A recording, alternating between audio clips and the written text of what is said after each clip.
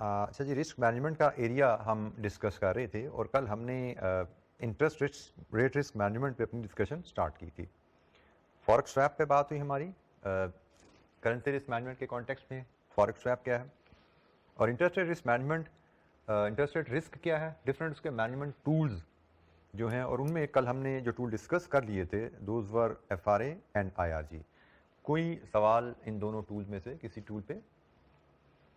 Forward rate agreement क्या होता है, FRA सेटलमेंट क्या है, FRA सेटलमेंट की प्रेजेंट वैल्यू कैलकुलेट क्यों की जाती है, किस रेट पे की जाती है, IRG की फ्लेक्सिबिलिटी कैसे आती है FRA के ऊपर, एनी इशू?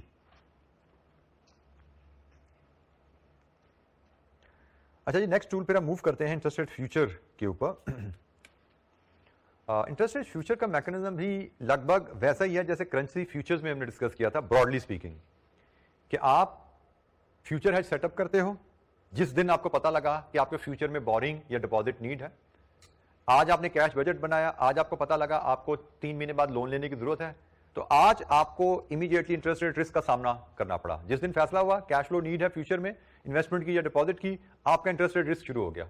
हेज सेटअप फौरन किया जाएगा, फ्यूचर हेज सेटअप किया जाएगा, फिर जब लोन लेने का या इन्वेस्टमेंट का टाइम आएगा रिवर्स एग्रीमेंट से फ्यूचर हेज को क्लोज किया जाता है, वही फ्यूचर पे गेन या लॉस आएगा और स्पॉट मार्केट में प्रिवेलिंग रेट पे आप लोन लोगे या डिपॉजिट करोगे और गेन लॉस उसमें एडजस्ट करोगे। यही कहानी थी करेंसी की फ्रेमवर्क, वही फ्रेमवर्क यहाँ पे है, बस थोड़ा सा टर्म्स और मैकेनिज्म थोड़ी बदलेंगी।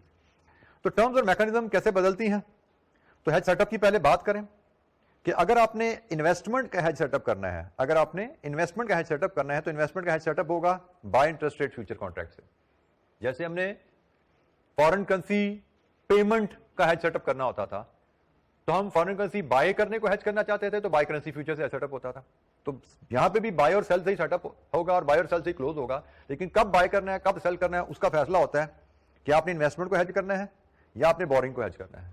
इन्वेस्टमेंट को हेज करना है तो बाय इंटरेस्ट रेट फ्यूचर से हेज होगा और बोरिंग को हेज करना है तो सेल से हेज होगा और रिवर्स एग्रीमेंट से क्लोज होगा।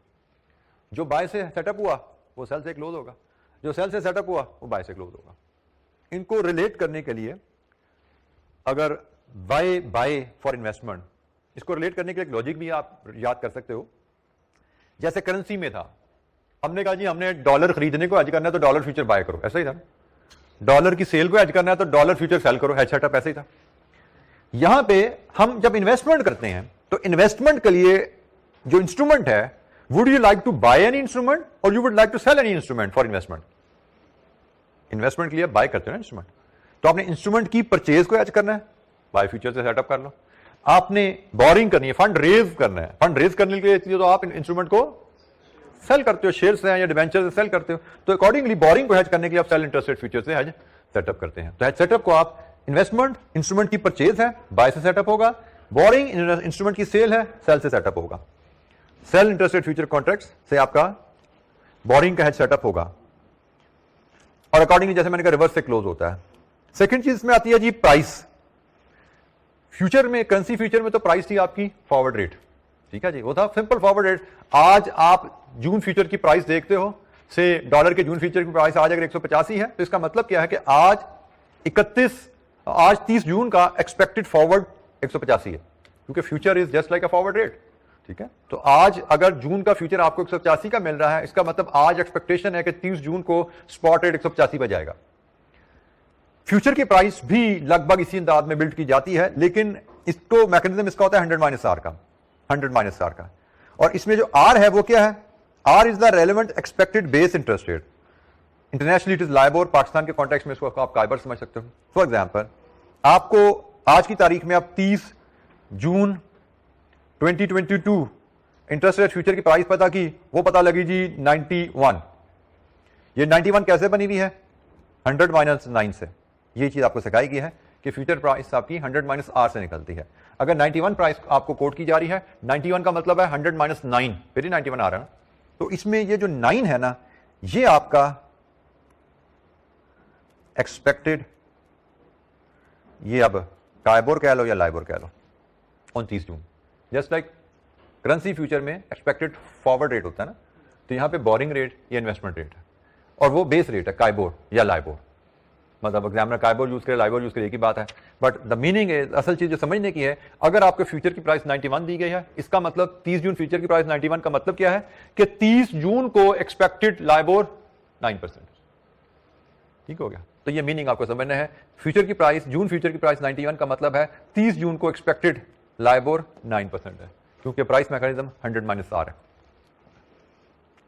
Settlement date, futures traded futures है, स्टैंडर्डाइज सेटलमेंट डेट वही 31 जून, 31 मार्च, 30 जून, 30 सितंबर, 31 दिसंबर। और अगर आप आज कॉन्ट्रैक्ट साइज भी बाय द वे कवर कर लेते हैं, कॉन्ट्रैक्ट साइज भी इसमें स्टैंडर्ड होता है। लेट्स अज्यूम 1 मिलियन रुपी का कॉन्ट्रैक्ट साइज 1 मिलियन है, ठीक है जी। अब जरा इसको समझिएगा, आज अगर आप एक कॉन्ट्रैक्ट जून सेटलमेंट डेट का सेल कर दो, आज एक कॉन्ट्रैक्ट जून सेटलमेंट डेट का सेल करो 91 रुपीज पे, इसका मतलब क्या है? थ्योरेटिकली स्पीकिंग आपने 30 जून को 1 मिलियन रुपी बोरो करने का राइट लिया है, किस रेट पे? 99% काइबोर पे। थ्योरेटिकली स्पीकिंग है तो नॉन डिलीवरेबल ना, ये है तो ये नॉन डिलीवरेबल, प्रैक्टिकली आप बोरो नहीं करोगे। आई रिपीट, आज बेस्ड ऑन दिस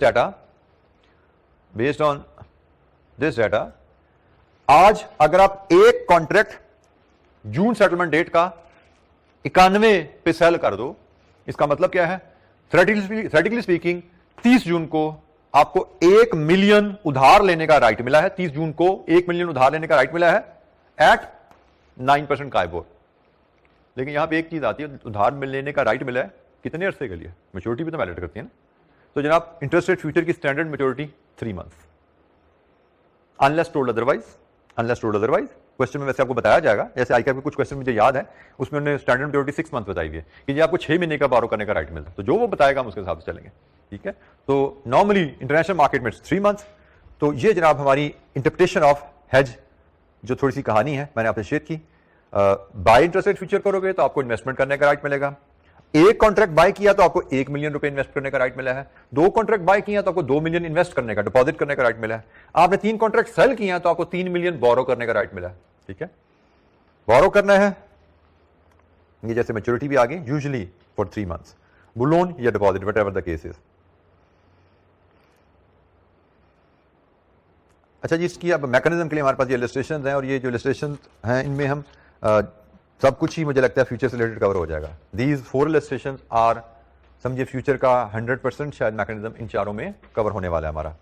देखेंगे आप पेज 452 पे ऑनवर्ड, 33, 34, 35, 36, ये 4 इलस्ट्रेशन है।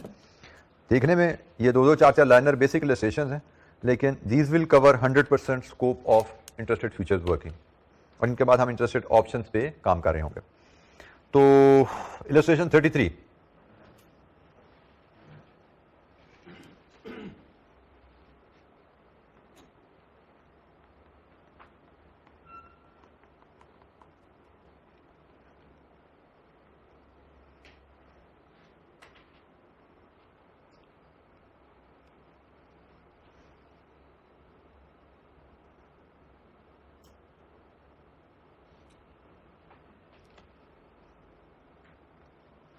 ये जी global limited illustration 33।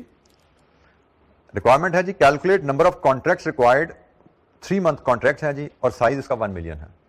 Number of contract required to complete the hedge and demonstrate that in case gain on the future contract exactly matches the extra interest on the loan. सवाल पढ़ते हैं इसको, फिर हम फ्यूचर मैकेनिज्म और यहां से में एक्सप्लेन होगा, बेहतर समझ आएगा। स्टेप वाइज बिल्डअप होगा हमारा नॉलेज हमारा इन 4 इलस्ट्रेशन की वजह से। Global Limited wishes to borrow 9 million for 1 month starting in 5 weeks time.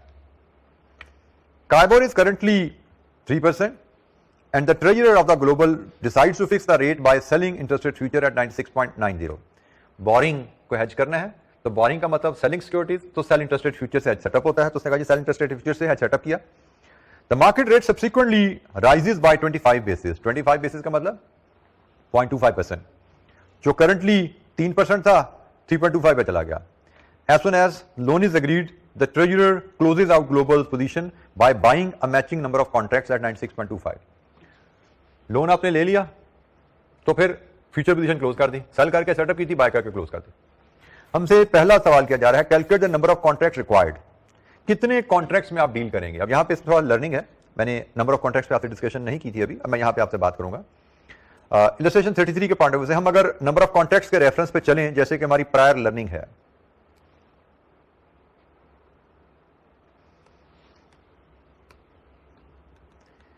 Prior learning के मुताबिक तो नंबर ऑफ कॉन्ट्रैक्ट्स हमारे बनते हैं,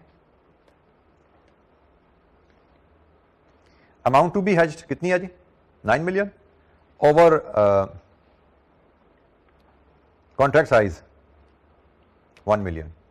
अब इसमें चैलेंज जरा देख लीजिएगा, अगर स्ट्रेट अवे यहां पे देखें तो ये तो आ रहे हैं नो कॉन्ट्रैक्ट्स, लेकिन इसमें इशू क्या है? इशू ये है कि जो आपका एक्चुअल लोन है ये 1 मंथ का है और ये जो कॉन्ट्रैक्ट है ये आपका 3 मंथ का है। तो जैसे सुन लीजिएगा, ये हमने हेज बनाया कैसे, किस लिए है कि मैं फ्यूचर में डील क्यों कर रहा हूं कि अगर मेरा स्पॉट में कोई नुकसान होगा इंटरेस्ट रेट बढ़ने की वजह से, तो वो इंटरेस्ट रेट बढ़ने का नुकसान मेरा फ्यूचर के गेन से कवर होगा, दिस इज द रैशनल। या अगर स्पॉट मार्केट में इंटरेस्ट रेट गिर जाता है तो मुझे यहां पे लोन का केस है, यहां पे गिरने से जो फायदा होगा तो फ्यूचर मार्केट में मुझे लॉस हो जाएगा, कंपनसेट ऑफसेट हो जाएगा। फ्यूचर हेज हमारी आउटकम को लॉक करता है। स्पॉट मार्केट में फायदा है, इधर नुकसान होगा, इधर नुकसान है, इधर फायदा होगा, ऑफसेट होता है।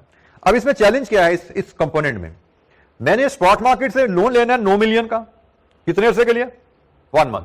मतलब अगर इंटरेस्ट रेट स्पॉट मार्केट में एडवर्सली मूव करेगा, अगर इंटरेस्ट रेट स्पॉट मार्केट में एडवर्सली मूव करेगा तो मेरी एक्चुअल इंटरेस्ट कॉस्ट तो 1 महीने की है ना जिसपे मुझे नुकसान होना है। मेरी एक्चुअल इंटरेस्ट कॉस्ट 1 महीने के जिसपे मुझे नुकसान होना है। और अगर मैं यहां पे भी कॉन्ट्रैक्ट्स भी 9 मिलियन के ले लूंगा, इधर मुझे नुकसान हुआ तो 9 मिलियन के कॉन्ट्रैक्ट में मुझे गेन आएगा। नुकसान तो मुझे 1 महीने की ट्रांजैक्शन में हुआ है, लेकिन जो मुझे गेन आ जाएगा वो 3 महीने की ट्रांजैक्शन पे आ जाएगा, क्योंकि मुझे जो फ्यूचर में राइट मिलता है वो तो 3 महीने का मिलता है राइट लोन का। तो यहां तो मुझे जो भी लोन पे इंटरेस्ट की कंपनसेशन आनी है वो 3 महीने के ऊपर आनी है। तो ये मिसमैच आ जाता है। ये भाई ऐसे तो मैं खुश हूं, 1 महीने का नुकसान है, 3 महीने की इनकम होगी, लेकिन अगर ये रिवर्स हो गया, इधर मुझे इनकम हुई इधर लॉस हो गया, तो मेरी तो ऐसी की तैसी होगी ना। तो हमने मैचिंग, हमारा हेजिंग का मकसद क्या होता है कि गेन लॉस एक दूसरे को ऑफसेट करें।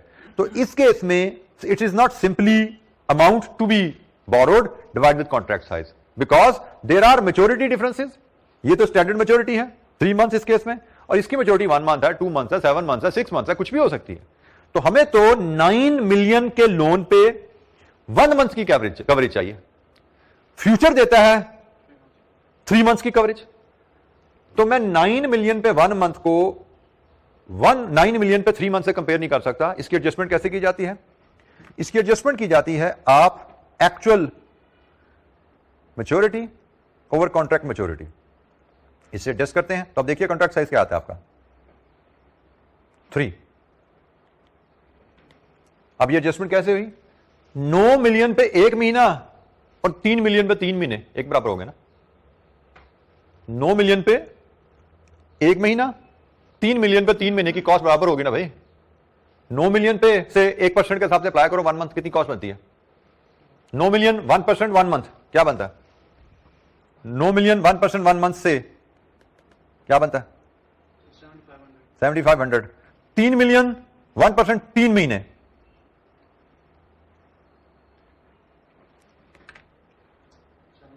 मैच हो गया ना। तो मैं मैच्योरिटी तो एडजस्ट नहीं कर सकता, ये मेरी जरूरत है 1 मिलियन है, ये स्टैंडर्ड है 3 मंथ है, तो मैं नंबर ऑफ कॉन्ट्रैक्ट्स एडजस्ट कर लेता हूं। तो नंबर ऑफ कॉन्ट्रैक्ट्स का फॉर्मूला हमारा जो बन जाता है वो कुछ ऐसे है। ये जो नंबर ऑफ कॉन्ट्रैक्ट का फॉर्मूला हमारा जो हम करेंसी इंटरेस्ट रेट फ्यूचर में यूज करते हैं, amount of loan and deposit over contract size into actual time period over contract period. Basically इधर न्यूमरेटर में लोन है, इधर न्यूमरेटर में लोन की मैच्योरिटी आ गई, इधर डिनोमिनेटर में फ्यूचर कॉन्ट्रैक्ट है, इधर डिनोमिनेटर में फ्यूचर कॉन्ट्रैक्ट की मैच्योरिटी आ गई। तो it's very simple formula, but we must remember कि हमें ये एडजस्टमेंट करनी पड़ेगी। अगर एडजस्टमेंट नहीं करेंगे तो मिसमैच हो जाएगा। हमारी कॉन्ट्रैक्ट की मैच्योरिटी और एक्चुअल लोन की मैच्योरिटी मे नॉट मैच, इसकी वजह से हमारा गेन और loss may not offset each other fully. तो इस डिफरेंस को खत्म करने के लिए हमें अपने नंबर ऑफ कॉन्ट्रैक्ट्स को एडजस्ट करना पड़ता है। मैच्योरिटी तो हमारे लिए मजबूरी है, उसको तो हम चेंज नहीं कर सकते, लेकिन नंबर ऑफ कॉन्ट्रैक्ट्स को हम फिर एडजस्ट कर लेते हैं। जैसे इस केस में हमारी वैसे तो बन रहे थे 9 कॉन्ट्रैक्ट, लेकिन हमने कहा जी 9 कॉन्ट्रैक्ट के साथ हमारा मिसमैच आ रहा है, उस मिसमैच को रिमूव करने के लिए हमने ये फैक्टर बनाया और हम 3 कॉन्ट्रैक्ट्स पे ले आए। अब मिसमैच इज ओवर। अब हमारा अगर हमें 9 मिलियन पे 1% का नुकसान होगा, 7500 का नुकसान होगा, तो हमें वही गेन 3 मिलियन पे फॉर 3 मंथ्स मिल जाएगा, 7,500 मैच हो जाएगा, तो गेन और लॉस ऑफसेट हो जाते हैं जी। ये हमने पहला पार्ट किया, part A, calculate the number of contract required. Part B, part B में कहता है जी determine in this case gain on future contract exactly matches the extra interest. हमें एक्स्ट्रा इंटरेस्ट कितना पे करना पड़ा इस मूवमेंट की वजह से। हमें क्वेश्चन में कहा गया है मार्केट में इंटरेस्ट रेट 25 बेसिस बढ़ गया, 25 बेसिस बढ़ने की वजह से हमारा एक्स्ट्रा इंटरेस्ट ये बना जी इंटू 0.25% इंटू 1/12 कितना बना जी? 9 मिलियन इंटू 0.25% इंटू 1/12। एक महीने का हमें इंटरेस्ट ज्यादा पे करना पड़ा 9 मिलियन पे 0.25% के हिसाब से 1875 शायद 1875 हमें ये इंटरेस्ट एक्स्ट्रा पे करना पड़ा लोन पे, एक्स्ट्रा इंटरेस्ट ऑन लोन हमें ये ज्यादा पे करना पड़ा। ऐसा ही हुआ जी, मार्केट में इंटरेस्ट रेट बढ़ गया लोन लेने के टाइम पे, तो हमें एक्स्ट्रा इंटरेस्ट पे करना पड़ा 0.25। अब फ्यूचर में क्या हुआ है? अब जरा फ्यूचर की ट्रांजैक्शन देखो, फ्यूचर आउटकम क्या बनी हमारी। फ्यूचर में हमने सेल इंटरेस्ट रेट फ्यूचर किया था किस रेट पे जी? 96.90 लिखते नहीं है इसके साथ, लेकिन ये परसेंटेज ही है। फिर हमने बाय करके क्लोज किया, हमें बताया गया है जी क्लोज किया हमने 96.65 पे, 96.65 पे। तो जनाब आप यहां से देख सकते हो सेल महंगा हुआ, बाय सस्ता हुआ, गेन आया। कितना गेन है? 0.25% का, बिल्कुल वही जैसे वहां पे गेन निकालते थे, पर वहां पे था रुपीज पर डॉलर आता था गेन, यहां पे परसेंटेज की कहानी हो रही है। और इस गेन को फिर हमने टोटल में कन्वर्ट करना है। टोटल में कन्वर्ट करने की कहानी भी वही है कि जो हमने फ्रैक्शन गेन कैलकुलेट किया है into contract size, number of contracts कितने थे? 3 इंटू कॉन्ट्रैक्ट साइज 1 मिलियन। यही फैक्टर लगते थे ना वहां पे, बस एक फैक्टर यहां पे एक्स्ट्रा लगेगा, मैच्योरिटी, क्योंकि सिर्फ बाइंग सेलिंग तो नहीं है ना भाई, ये तो बोरिंग का राइट है। 3 महीने के ऊपर हमें 0.25 का फायदा है, लेकिन 3 मंथ पीरियड के लिए। तो 0.25 3 मंथ पीरियड के लिए है, 3 कॉन्ट्रैक्ट पे 1 मिलियन के। तो ये वैल्यू क्या आ रही है जी?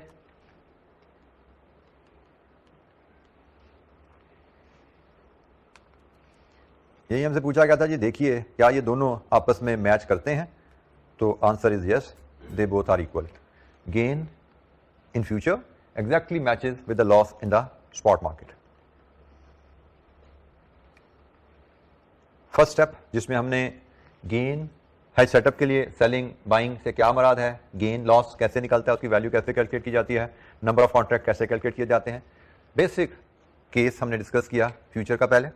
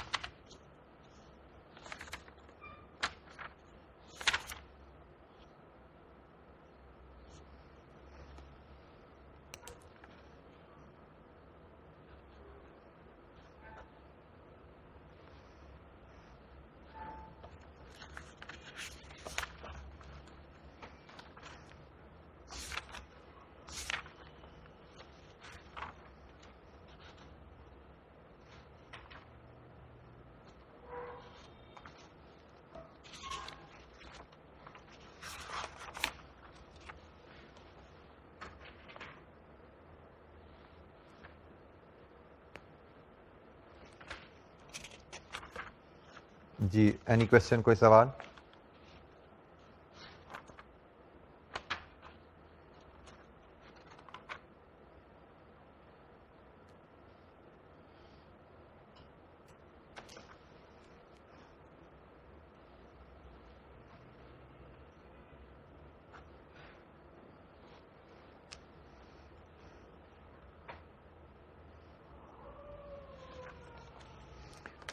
अच्छा जी, नेक्स्ट इलस्ट्रेशन देखते हैं जी, इलस्ट्रेशन नंबर 34।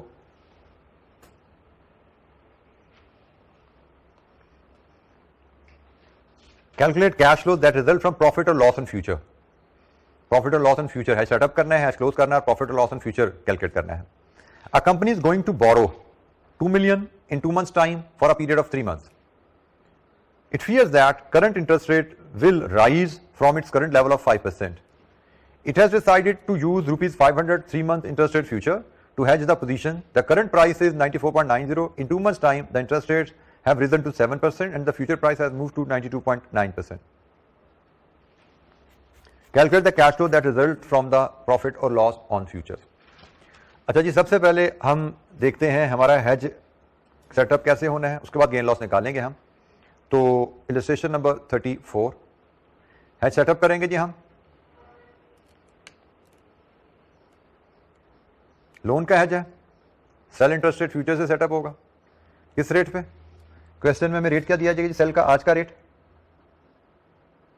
94.90 और सेटलमेंट डेट का यहां पे जिक्र नहीं है. और बाद में सेटलमेंट डेट की कहानी वही है जो हमने पहले सीखी थी. जिस दिन आपने उधार लेना है उससे अगली डेट का फ्यूचर लेते हो आप.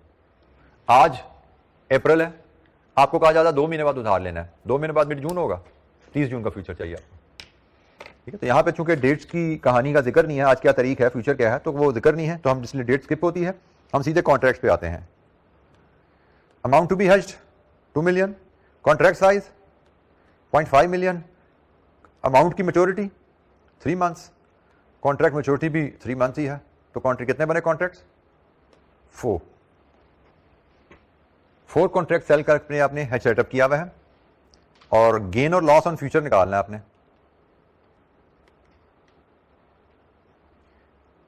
सेल इंटरेस्ट रेट फ्यूचर किया हुआ है किस रेट पे जी? 94.90. बाय करके क्लोज करना है. किस रेट पे बाय करना है? गिवन है रेट. उसने कहा जी मार्केट में रेट आ गया 92.9 पे, 92.9 पे बाय किया. कितना गेन आया? 2% का, 2% का गेन आ गया. अब इस गेन को वैल्यू में कन्वर्ट करना है. उसका तरीका 2% into contract size into number of contracts into contract maturity. कितनी वैल्यू बनी?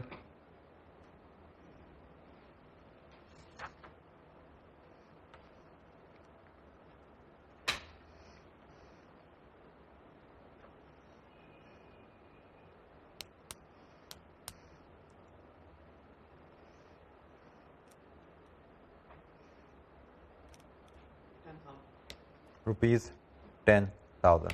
लीजिए जी, हैज सेटअप किया, हैज क्लोज करके उस पर गेन लॉस निकाला हमने. अभी हमने कंप्रीहेंसिव कंप्लीट ट्रांजैक्शन नहीं की. अगली जो 2 एग्जांपल है उनमें कंप्रीहेंसिव कंप्लीट ट्रांजैक्शन हम डील करने जा रहे हैं. बट की वर्किंग इसमें यही है जो मैंने आपसे शेयर कर ली है. कंप्रीहेंसिव ट्रांजैक्शन में हमें सिर्फ कंसोलिडेट होने वाली डिस्कशन, कोई बहुत ज़्यादा चैलेंज हमें इंशाल्लाह नहीं आएगा. हैज सेटअप करते हुए आपने बाय और सेल का फैसला करना है. हैज सेटअप करते हुए आपने मैच्योरिटी का फैसला करना है. आपको जून फ्यूचर चाहिए, सितंबर फ्यूचर चाहिए, दिसंबर चाहिए, कौन से हैं. हैज सेटअप करते हुए आपने नंबर ऑफ कॉन्ट्रैक्ट्स का फैसला करना है. ये 3 बातें आप लोग जान चुके हैं. इसके बाद हैज क्लोज किया जाता है रिवर्स कॉन्ट्रैक्ट से. हैज क्लोज करके गेन और लॉस की वैल्यू निकालनी है. इस पर नेक्स्ट आता है, चलो सिंपल है, जो मार्केट में रेट चल रहा है उस पर लोन लोगे और ये गेन लॉस उसमें एडजस्ट कर दोगे. एक्चुअल इंटरेस्ट कॉस्ट में ये गेन और लॉस जो आपने कैलकुलेट किया है इसको एडजस्ट करके रिपोर्ट करना है. That is the last step. तो हैज फ्यूचर का इतना सा ही है. हाँ, बीच में बाकी कुछ मुलाजमात आने वाले हैं जो इलस्ट्रेशन 35 में आ रहे हैं, जो कि एक बेशक वो 3 लाइनों की इलस्ट्रेशन है, लेकिन I think it will be comprehensive illustration. इसमें पूरा केस डिस्कस हो जाएगा आपका इंटरेस्ट रेट फ्यूचर का. Illustration 35. Establish future has, calculate its outcome and companies net interest income if in 2 months KIBOR drop by 0.7%. ये deposit का has है और ये कंप्रीहेंसिव. उसने कहा नेट इनकम बताओ कितनी कमाओगे, फ्यूचर से हैज करो और नेट इनकम बताओ. It is mid April, dates भी साथ आनी शुरू हो गई जी. It is mid April now. Company has planned to deposit 10 million in 2 months time for a period of 5 months. 2 महीने बाद 5 महीने के लिए 10 मिलियन डिपॉजिट करना है. जून 3 month interest rate futures are currently trading at 92.50. Contract size 1 million. Current CIBOR is 7% and company can deposit at CIBOR minus 0.5. और हमसे कहा जा रहा है जी अगर 2 महीने बाद जब एक्चुअली डिपॉजिट करने का टाइम आएगा, काइबोर 0.7% गिर जाए, हेज की आउटकम क्या है और कंपनी की नेट इनकम क्या होगी. तो let's start. This is a comprehensive working यहां पे होने लगी है. फ्यूचर हेज में यही सारी वर्किंग रिक्वायर्ड है जो इस सवाल में सारी टेस्ट होने लगी है. इसके अलावा फ्यूचर हेज में कुछ शायद ही कोई हमें मजीद कुछ सीखने को मिले. इलस्ट्रेशन 35. सबसे पहले आज मिड अप्रैल में आप सेटअप करेंगे interest rate future hedge. Hedge setup करने के लिए बाय और सेल, इन्वेस्टमेंट का हेज है ना भाई, बाय। हेज सेटअप करना है बाय इंटरेस्ट रेट फ्यूचर। कौन सी सेटलमेंट डेट के? मिड अप्रैल में 2 महीने बाद पैसे जमा कराने हैं। मिड जून आएगा, इसका मतलब जून फ्यूचर आपको चाहिए। प्राइस क्या है जून फ्यूचर की? गिवन है क्वेश्चन में जी 92.50। अब वो 92.50 लिखे, मैं अल्टरनेटिव ऑप्शन देता हूं। वो 92.50 लिख सकता है, वो 9250 लिख सकता है, वो 92.50% लिख सकता है। वो इनमें से कोई भी एक्सप्रेशन दे सकता है, एक ही मतलब है। 1 2 3 कोई भी एक्सप्रेशन दे, मतलब एक ही है कि भाई expected KIBOR on 30 June is 7.5%। 100 minus R से निकला हुआ है, 100 माइनस आर से निकला हुआ है या 10,000 माइनस आर से निकला हुआ है। बेसिस टर्म में देखो तो मतलब क्लियर है, जैसे मर्जी प्रेजेंट करे वो आपको, इनका तीनों का मतलब सेम है, कोई फर्क नहीं तीनों में। तो डिफरेंट ऑथर डिफरेंट वे में प्रेजेंट करते हैं, तो we don't have to get confuse. ये तीनों एक्सप्रेशन सेम है, इनमें कोई फर्क नहीं। अच्छा जी, नेक्स्ट वर्किंग होती है नंबर ऑफ कॉन्ट्रैक्ट्स की। अमाउंट टू बी हेज्ड कितनी अमाउंट है जी? 10 मिलियन। कॉन्ट्रैक्ट साइज कितना है जी? 1 मिलियन। डिपॉजिट मेच्योरिटी कितनी है? एक्चुअल डिपॉजिट की maturity 5 months, contract maturity 3 months. तो बोलिए जनाब आपको कितने कॉन्ट्रैक्ट चाहिए?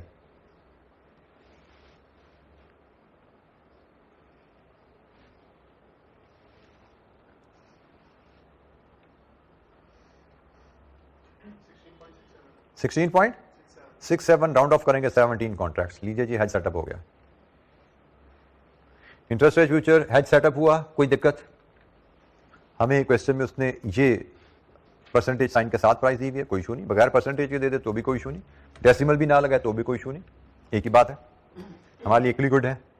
मिड अप्रैल में हेज सेटअप किया, इसके बाद मिड जून का वेट होगा जी, जहां पे आपने हेज क्लोज करना है। Close out interest rate future hedge and calculate gain oblique loss। हमने बाय इंटरेस्ट रेट फ्यूचर से हेज सेटअप किया हुआ है 92.50% पे। हमने सेल इंटरेस्ट रेट फ्यूचर से हेज क्लोज करना है और गेन लॉस डिटरमिन करना है। जनाब सेल इंटरेस्ट रेट फ्यूचर किस प्राइस पे? जून फ्यूचर की प्राइस मिड जून में कहां पे है? Do we have information? No. Estimating closing future price जो करेंसी में सीखा था ना, सेम स्टेप्स हैं, बस इंटरेस्ट रेट के हिसाब से जरा इसकी वर्किंग थोड़ी सी हमें एडजस्ट करनी पड़ेगी। स्टेप्स वही है, opening basis points, outstanding basis point, closing spot में आउटस्टैंडिंग बेसिस पॉइंट के एडजस्टमेंट। ठीक है, वही 3 स्टेप्स हैं। तो वर्किंग 1 में हम देखते हैं यही 3 स्टेप्स हम इंटरेस्ट रेट फ्यूचर के लिए कैसे परफॉर्म करते हैं।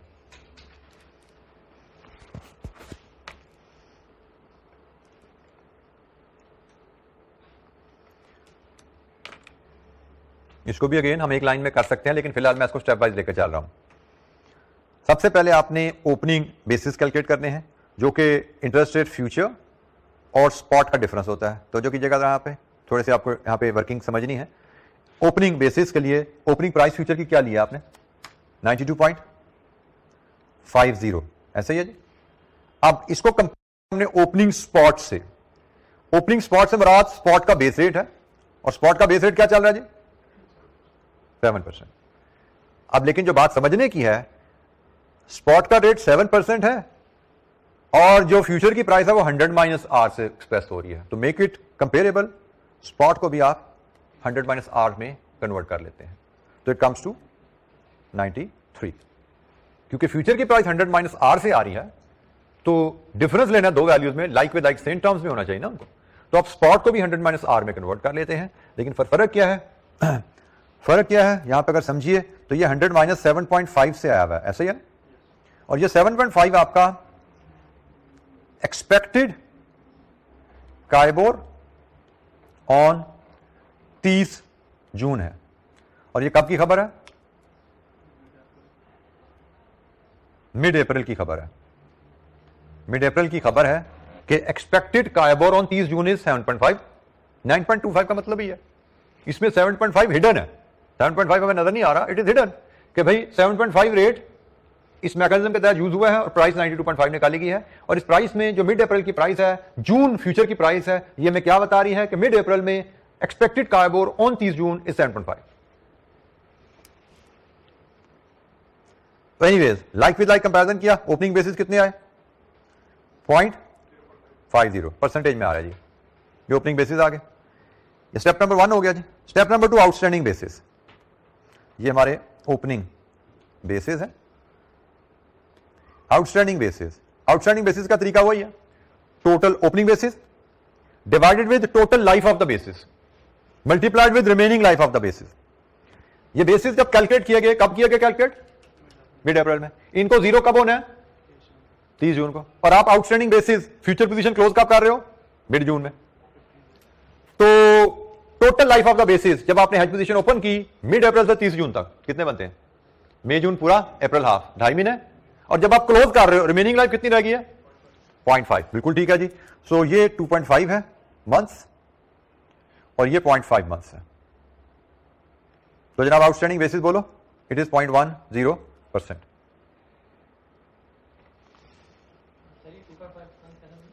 मिड अप्रैल से 30 जून, मिड अप्रैल को पोजीशन लिया ना आपने ये, और जून फ्यूचर में पोजीशन लिया। जून फ्यूचर का मतलब 30 जून को एक्सपायर होना उन्होंने, 30 जून को बेसिस में जीरो होना। मिड अप्रैल से 30 जून तक 2.5 महीने हैं, total life of the basis 2.5 महीने है। और लेकिन आप मिड जून को पोजीशन क्लोज कर रहे हो, उस वक्त रिमेनिंग लाइफ कितनी रहेगी भैया? 0.5। अज्यूमिंग इवन अमोर्टाइजेशन, आपके बेसिस 0.5 से 0.1 रह चुके हैं मिड जून तक जाते जाते।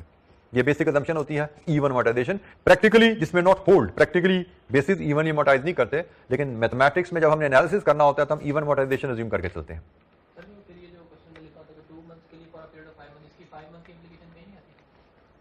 बेटा ये आ चुकी है ना, ये आगे भी आएगी। अभी फिलहाल तो हम फ्यूचर में एंटर हो गए ना, अब तो हम फ्यूचर में डील कर रहे हैं।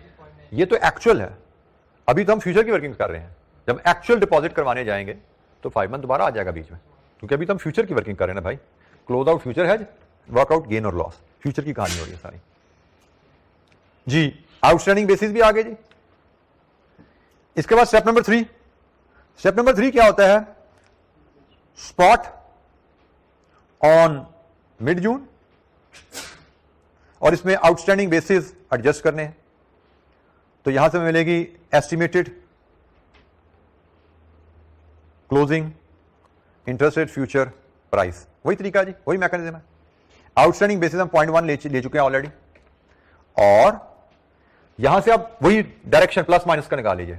फ्यूचर की प्राइस स्पॉट से, फ्यूचर की प्राइस स्पॉट से कम है ना, तो इसका मतलब स्पॉट में से बेसिस माइनस करेंगे तो फ्यूचर की प्राइस आएगी। और स्पॉट आपकी वही 100 माइनस आर से आनी है। तो मिड जून में आर क्या है? मिड जून को स्पॉट क्या? मिड जून का स्पॉट उसने आपको बताया हुआ है जी 7% से ड्रॉप होके 7% से 0.7 ड्रॉप हो गया। यही कहानी है ना, ऐसा ही है। तो जनाब यहां से आप निकाल लीजिए आपका मिड जून का स्पॉट क्या आ रहा है। 6.3 रह गया, 100 माइनस 6.3,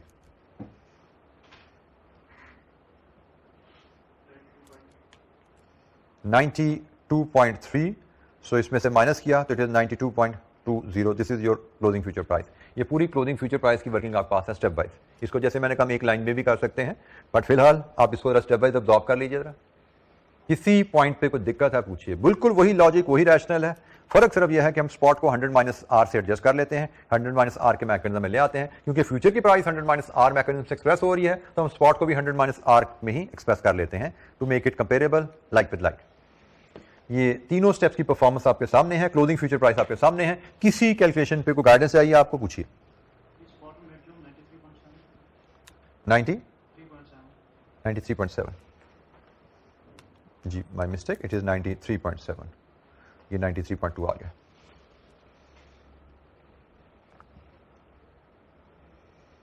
क्योंकि हमारा काइबोर आ गया, क्या हो गया यार, काइबोर हमारा 6.3 पे है, 93.7 आ गया स्पॉट, माइनस 0.1, 93.6 आ गया हमारा estimated interest rate future price जी। किसी कैलकुलेशन पे, किसी वर्किंग पे कोई गाइडेंस चाहिए, पूछिए।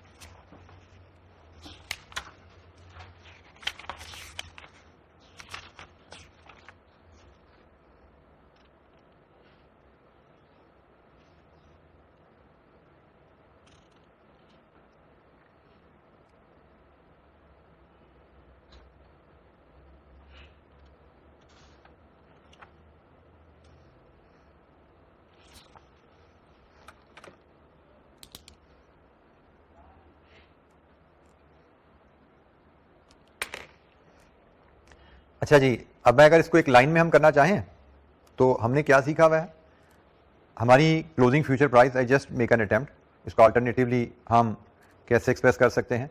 हमारी क्लोजिंग फ्यूचर प्राइस होती है जी स्पॉट 100 माइनस 6.3 में आउटस्टैंडिंग बेसिस एडजस्ट किए जाते हैं, और आउटस्टैंडिंग बेसिस यहाँ पे बनते हैं आपके ओपनिंग बेसिस 92.50 माइनस 100 माइनस 7, ये आपके opening basis, divide by 2.5 into 0.5, ये आपके आउटस्टैंडिंग बेसिस आ गया। सही है जी। और अब आपने देखना है इसको प्लस या माइनस, तो आप यहां से देख सकते हैं कि ये आपका स्पॉट है 93, ये आपका फ्यूचर है 92.5, इसका मतलब फ्यूचर की प्राइस कम होती है स्पॉट से माइनस, ऐसे ही है। ये आपकी जो इतनी लंबी कैलकुलेशन थी ये एक लाइन से ऐसे होके आ जाती है। देखिए जरा फैक्टर मैंने ठीक लगा दिए, कोई गलती तो नहीं हुई। 92.5 माइनस 100.7, अच्छा यहाँ पे माइनस प्लस साइन नहीं हमने लेना, यहाँ पे हमने साइन हमने खुद यहाँ पे खुद गेज करके लगाना, ठीक है। इधर हमने माइनस प्लस साइन यहाँ से रीड नहीं करना, मे बी यहाँ से भी माइनस साइन आ रहा है, हमने इसको सिर्फ डिफरेंस लेना है। ये हमने डिफरेंस लिया, आउटस्टैंडिंग बेसिस आया यहाँ से, और आउटस्टैंडिंग बेसिस हमने माइनस किए ओपनिंग क्लोजिंग स्पॉट में से। माइनस क्यों किया कि हमें यहाँ पे नजर आ रहा है ये फ्यूचर की प्राइस है, ये स्पॉट की प्राइस है, स्पॉट की प्राइस ज़्यादा होती है, फ्यूचर की कम होती है, तो स्पॉट में से बेसिस कम होंगे तो फ्यूचर की प्राइस आएगी। 93.6 यहाँ से भी एक लाइन में ये कैलकुलेशन आप शो कर सकते हो। इतनी लंबी ये जो कहानी 1 2 3 की है, ये एक लाइन में समो जाती है। जैसे हमने करेंसी फ्यूचर में भी सीखा था कि हम जो क्लोजिंग फ्यूचर प्राइस की वर्किंग को एक स्टेप में कर देते हैं। ये साइन हमने कंपेयर करके इन दो वैल्यूज को कंपेयर करके निकाला है। ये हमारी फ्यूचर की प्राइस है और ये हमारी स्पॉट की प्राइस है।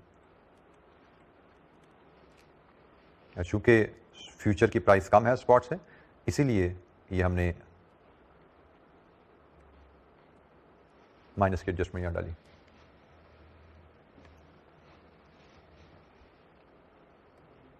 क्योंकि ये भी हमारा स्पॉट की वैल्यू है।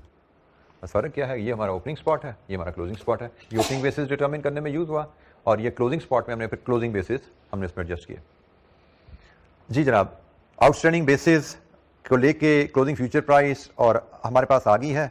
अब 93.60 को लेके हम आगे लेके चलते हैं जी। 93.60 आपने बाय किया, आपने सेल किया, आपको यहां पे आया जी गेन। कितना गेन है? 1.10% में है। इसको आप टोटल में कन्वर्ट करते हैं। टोटल में कन्वर्ट करने का तरीका क्या है? 1.1% into number of contracts into contract size into contract period. तो बताइए जनाब कितना गेन आया? फ्यूचर हेज पोजीशन क्लोज की, उसमें कितना गेन आया जी हमें?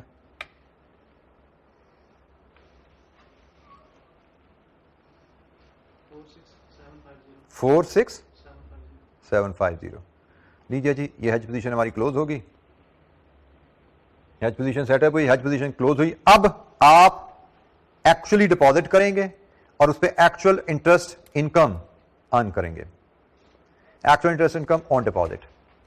अब आपके एक्चुअल डिपॉजिट तो मार्केट रेट पे होना है ना, तो 10 मिलियन का आपका डिपॉजिट है और मार्केट में इसका काइबोर चल रहा है 6.3% पे, और आप डिपॉजिट करते हो काइबोर माइनस 0.8%, यही है ना। आप इस पर डिपॉजिट करेंगे और 5/12 आ गया जी, 5/12 आपका।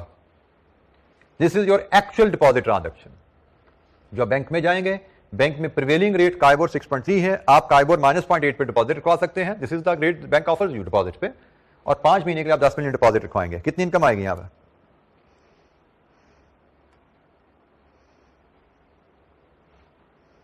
जी कितनी इनकम?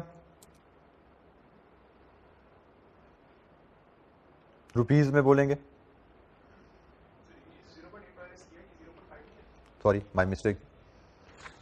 आपको bank you can deposit at KIBOR, मैंने पेज को गलत खुल गया मेरे को, KIBOR minus 0.5, my mistake. KIBOR minus 0.5 पे आप डिपॉजिट करते हैं।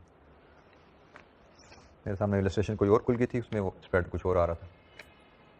ये काइबोर है आपका जब आपके डिपॉजिट का टाइम आया, और ये काइबोर माइनस 0.5 आप डिपॉजिट करते हैं। कितनी इनकम आई?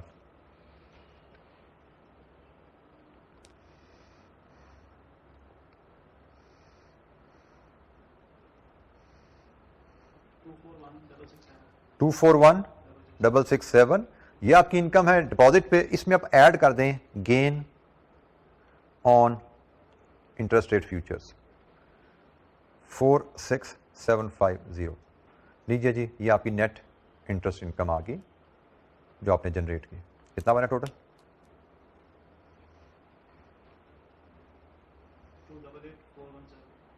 417। जी एनी क्वेश्चन, कोई सवाल?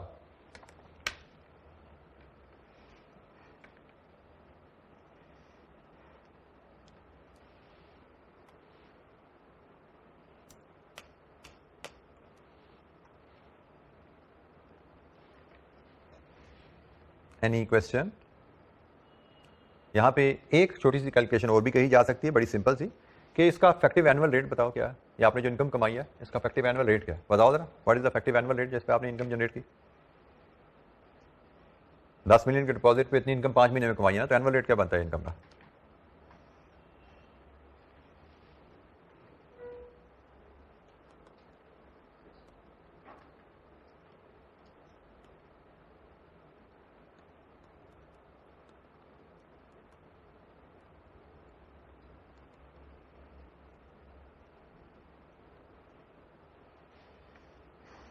जी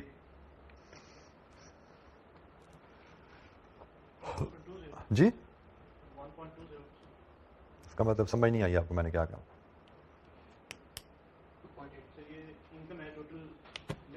मैंने एनुअल रेट मांगा भाई, एनुअल रेट, और मैंने बोला भी ये 5 महीने की इनकम है। ये 5 महीने की इनकम है तो साल की इनकम इस रेट पे कितनी बनती है? साल की इनकम को इन्वेस्टमेंट से डिवाइड करोगे तो एनुअल रेट आएगा ना भाई। आखिरी दिनों में पहुंच गए बीएफडी का बेसिक कैलकुलेशन, इस पे फंस गए आके। समझ आई बात?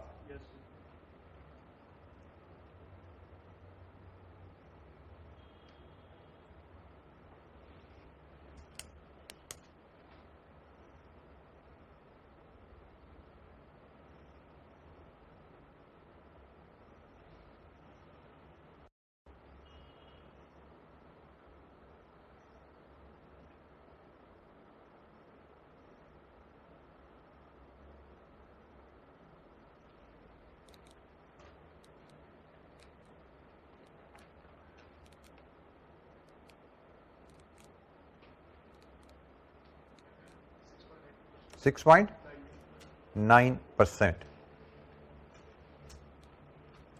अब ये बेशक इनकम इंटरेस्ट इनकम का हैज था, बट इसमें कंपनी अंतिम तमाम स्टेप्स जो इंटरेस्ट रेट फ्यूचर में आ सकते हैं वो इस इलस्ट्रेशन में हमने टच किया।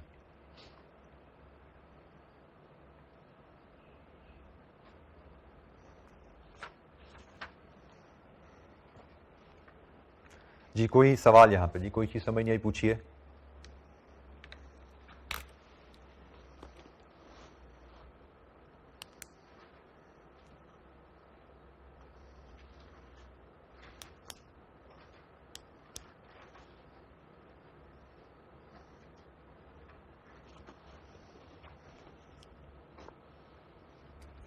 अच्छा जी, एक इलस्ट्रेशन और देखते हैं फ्यूचर पे, इसके बाद हम ऑप्शन ऑन फ्यूचर्स पे चले जाएंगे।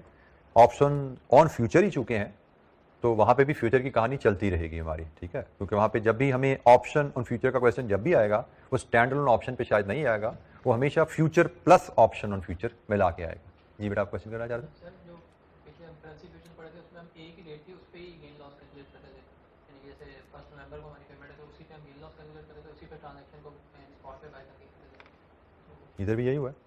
हमने मिड जून में हमने डिपॉजिट करवाना था, मिड जून में गेन लॉस किया और मिड जून में ही हमने एक्चुअल इन्वेस्टमेंट रख दी, बैंक में जमा करा दिए पैसे।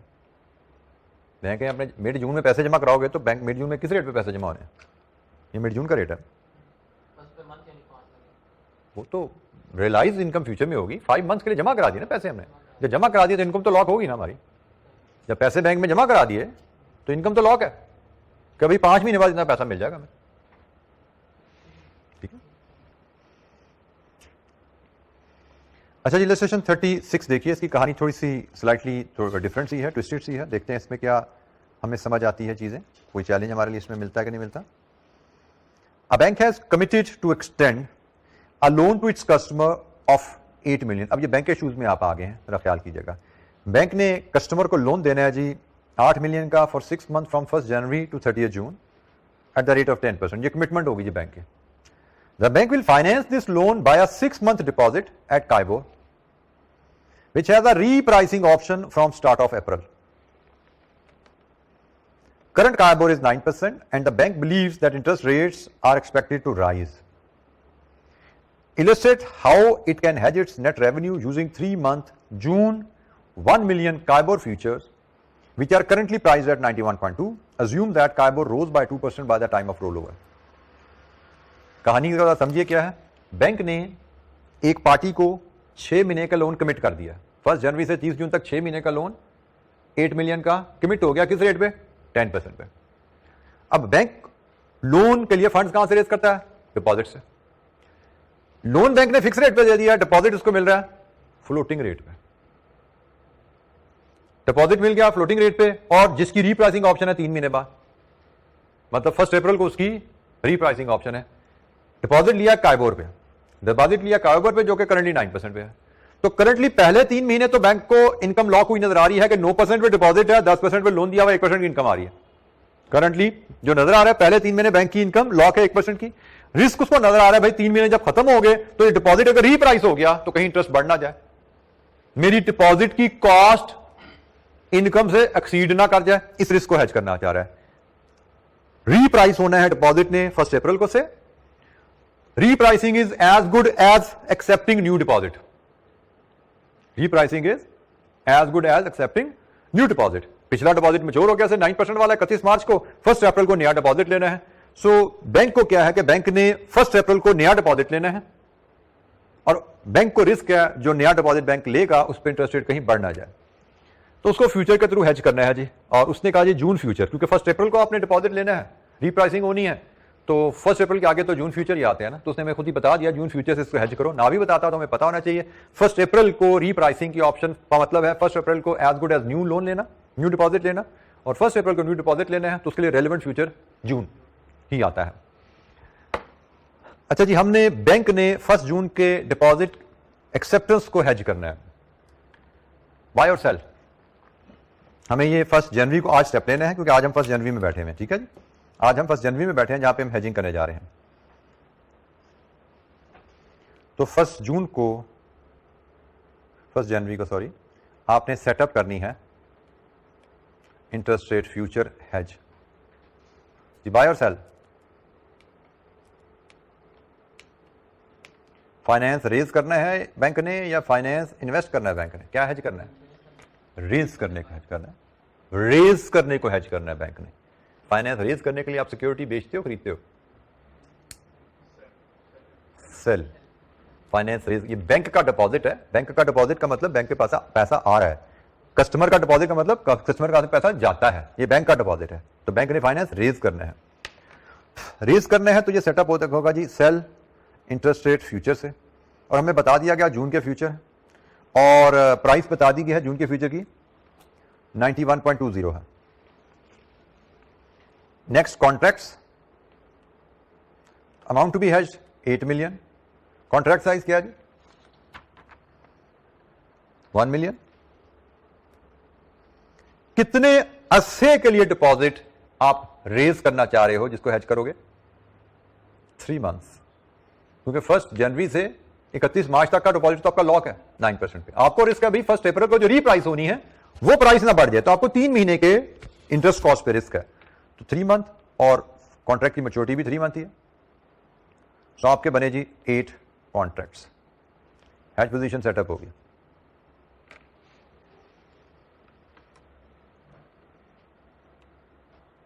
जी जनाब, सेल जून कॉन्ट्रैक्ट्स 3 चीजें हमने वर्कआउट की। किसी टर्म पे कोई दिक्कत है? 1 जनवरी को हम हेज सेटअप कर रहे हैं, ये कोई सवाल?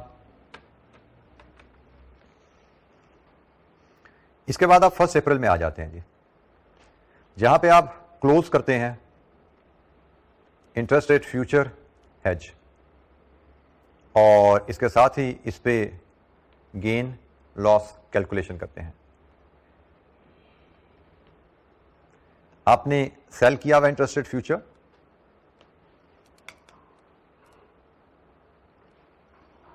परसेंटेज में 91.20 पे आपको इसको बाय करके क्लोज करना है, लेकिन बाय की प्राइस आपको यहां पे अवेलेबल नहीं है। ऐसे ही है, बाय की प्राइस अवेलेबल नहीं है, तो एस्टिमेटिंग क्लोजिंग फ्यूचर प्राइस मैं अब एक लाइन में ही वर्किंग करके दिखाऊं आपके साथ।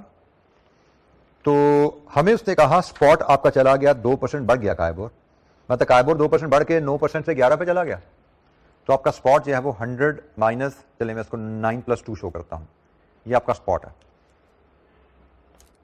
100 minus 9+2, this is your spot, closing spot जिसको हम कहते हैं, ये आपका क्लोजिंग स्पॉट है।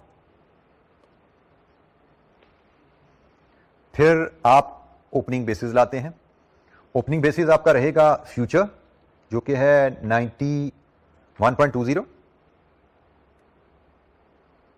माइनस ओपनिंग स्पॉट 100 माइनस 9, ऐसा ही है। ये आपका फैक्टर ओपनिंग बेसिस का है। मैं अगेन आपको एलैबोरेट करता जा रहा हूं साथ साथ।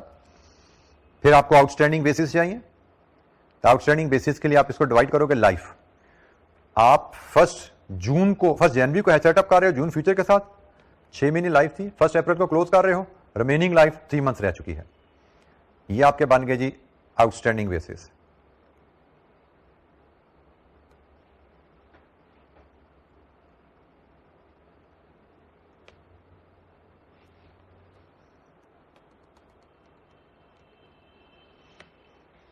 आउटस्टैंडिंग बेसिस हो गए। अब प्लस माइनस का साइन देख लो, स्पॉट 91, फ्यूचर 91/2, फ्यूचर की प्राइस स्पॉट से ज्यादा है, तो इसका मतलब प्लस, तो निकालिए यहां से आपकी क्या आती है क्लोजिंग फ्यूचर प्राइस, सॉरी जी क्लोजिंग फ्यूचर प्राइस क्या है ये, ताकि हम गेन लॉस ले सकें।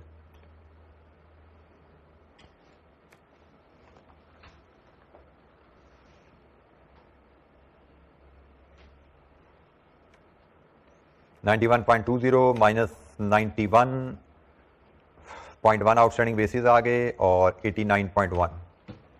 मैंने ज़बानी कर लिया, आप लोगों से कैलकुलेटर से नहीं हुआ भाई, गलती है तो बताओ।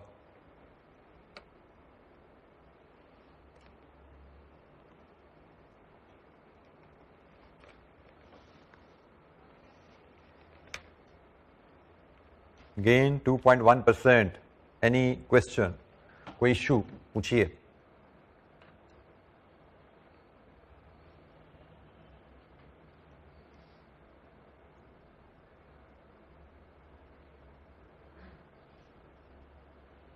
ठीक है जी, क्लोजिंग फ्यूचर प्राइस 89.10।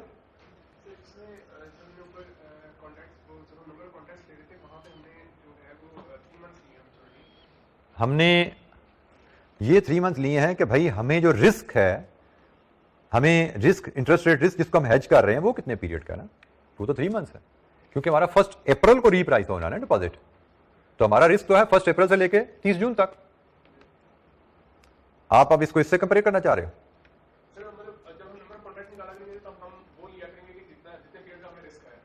जो आप अगर फार्मूला दोबारा एक बार देख लो, मेच्योरिटी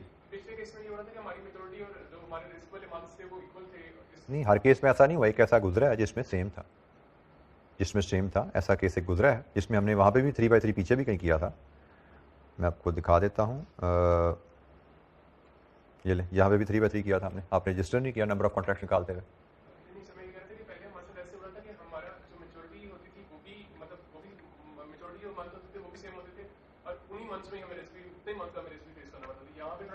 मैं इसमें आपको मैंने एक जुमला बोला जिसको आप शायद मिस कर गए। मैंने एक जुमला बोला, ये हमने लोन लिया है 1 जनवरी को, ये डिपॉजिट का मतलब बैंक के लिए तो लोन ही होगा ना, बैंक ने ये फाइनेंस वसूल किया है, फाइनेंस रेज किया बैंक ने 1 जनवरी को। 1 जनवरी को ये फाइनेंस रेज किया कायबोर पे, और 3 महीने के लिए लॉक है, तो जब फाइनेंस रेज कर लिया तो 3 महीने तो रिस्क नहीं है ना। अब इसने रीप्राइस होना है 1 अप्रैल को। मैंने एक जुमला बोला आपसे कि repricing is as good as getting new finance,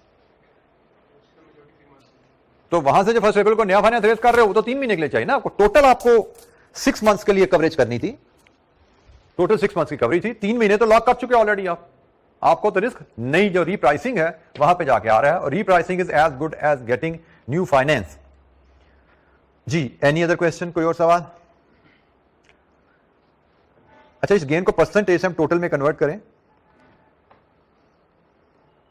तो उसका तरीका होता है जी percentage 2.1 into number of contracts 8 into contract size 1 million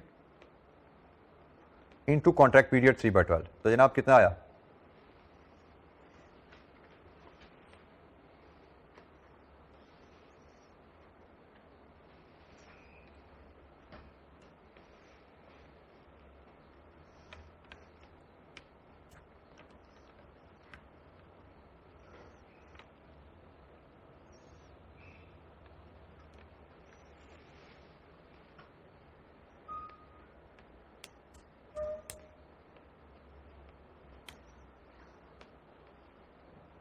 जी जनाब कितना आया गेन टोटल? 42,000। हमसे पूछा गया अपने नेट रेवेन्यू को बैंक कैसे हेज करेगा, तो बैंक का नेट रेवेन्यू अब हम कैलकुलेट करते हैं इस ट्रांजैक्शन में से। ठीक है जी, बैंक को नेट रेवेन्यू बैंक का बनेगा, बैंक को इंटरेस्ट इनकम आई है 8 मिलियन रुपीस के ऊपर 10% के हिसाब से 6 महीने के लिए। ये बैंक की इंटरेस्ट इनकम है। कितनी बनती है जी? ये इंटरेस्ट इनकम ऑन लोन जो बैंक को आ रही है, हमने पहले वो कैलकुलेट की, कितनी बनी?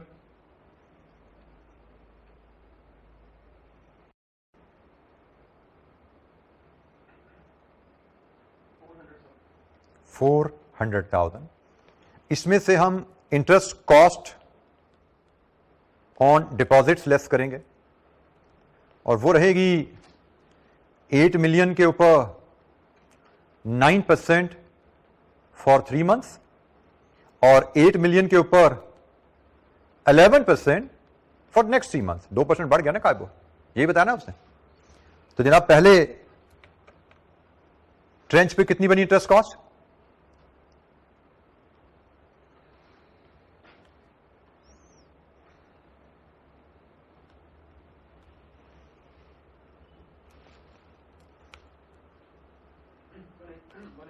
$180, नेक्स्ट 220 है और इसमें ऐड कर दें gain on interest rate future 42,000। Net revenue जो हमें यहां से नजर आ रहा है इट इज 42,000 ओनली। इसका मतलब अगर हमने हेजिंग ना की होती तो हमारी पूरी जो रेवेन्यू है इंटरेस्ट इनकम सारी नॉक ऑफ हो जानी थी हमारी इंटरेस्ट कॉस्ट से, जो कि नजर भी आ रही थी कि पहले 6 महीने हमें 1% इनकम आ रही है और अगर हमने हेज ना किया होता तो पहले 3 महीने 1% इनकम आ रही है और आखिरी 3 महीने 1% नुकसान हो रहा है, क्योंकि 10% इनकम तो लॉक है। पहले 3 महीने 9% कॉस्ट है, आखिरी 3 महीने 11% कॉस्ट है। तो पहले 3 महीने 1% इनकम, आखिरी 3 महीने 1% लॉस, नॉक ऑफ ही होना था। तो हमें सिर्फ हेजिंग की वजह से ये 42,000 का जो फ्यूचर में फायदा आया है वही हमारा फायदा है बेसिकली बैंक का।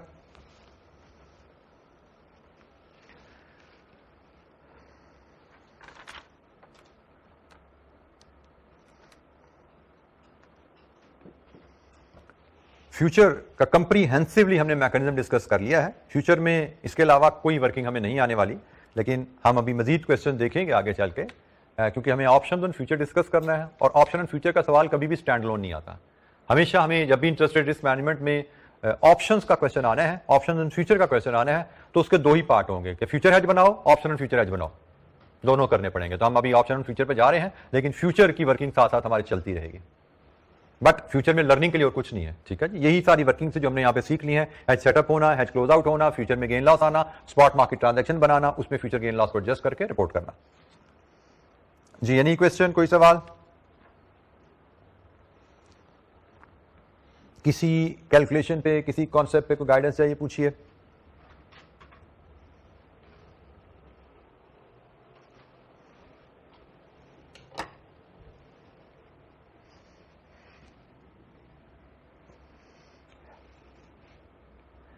अच्छा जी, अब ऑप्शंस ऑन फ्यूचर की कहानी जरा समझ लीजिए। कॉन्सेप्ट तो नहायत इसका सिंपल है जी, ऑप्शन इंटरेस्टेड फ्यूचर का।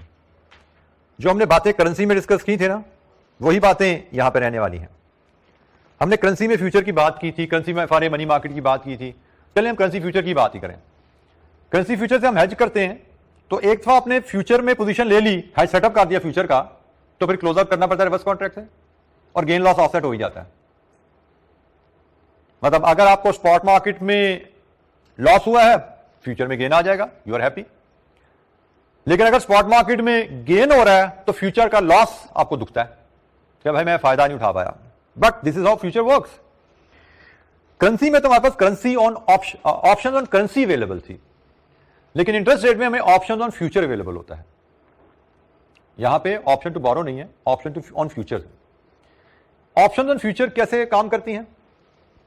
आप इंटरेस्ट रेट फ्यूचर से हेज बनाते हो लोन का हेज आपने बनाना है, तो लोन का हेज बनाने के लिए आपको सेल इंटरेस्ट रेट फ्यूचर करना पड़ता है, सही है। लेकिन अगर आपने सेल इंटरेस्ट रेट फ्यूचर आज कर दिया तो कल को क्लोज करना ही करना, लॉक हुआ, गेन लॉस आपका नलिफाई होगा ही होगा। ऑप्शन और फ्यूचर आपको क्या फ्लेक्सिबिलिटी देती है कि अगर आपने लोन को हेज करना है and you want to have the flexibility कि फेवरेबल मूवमेंट हो तो फायदा उठा लें, तो फिर आज सेल इंटरेस्ट रेट फ्यूचर ना करो, आज पुट ऑप्शन ले लो।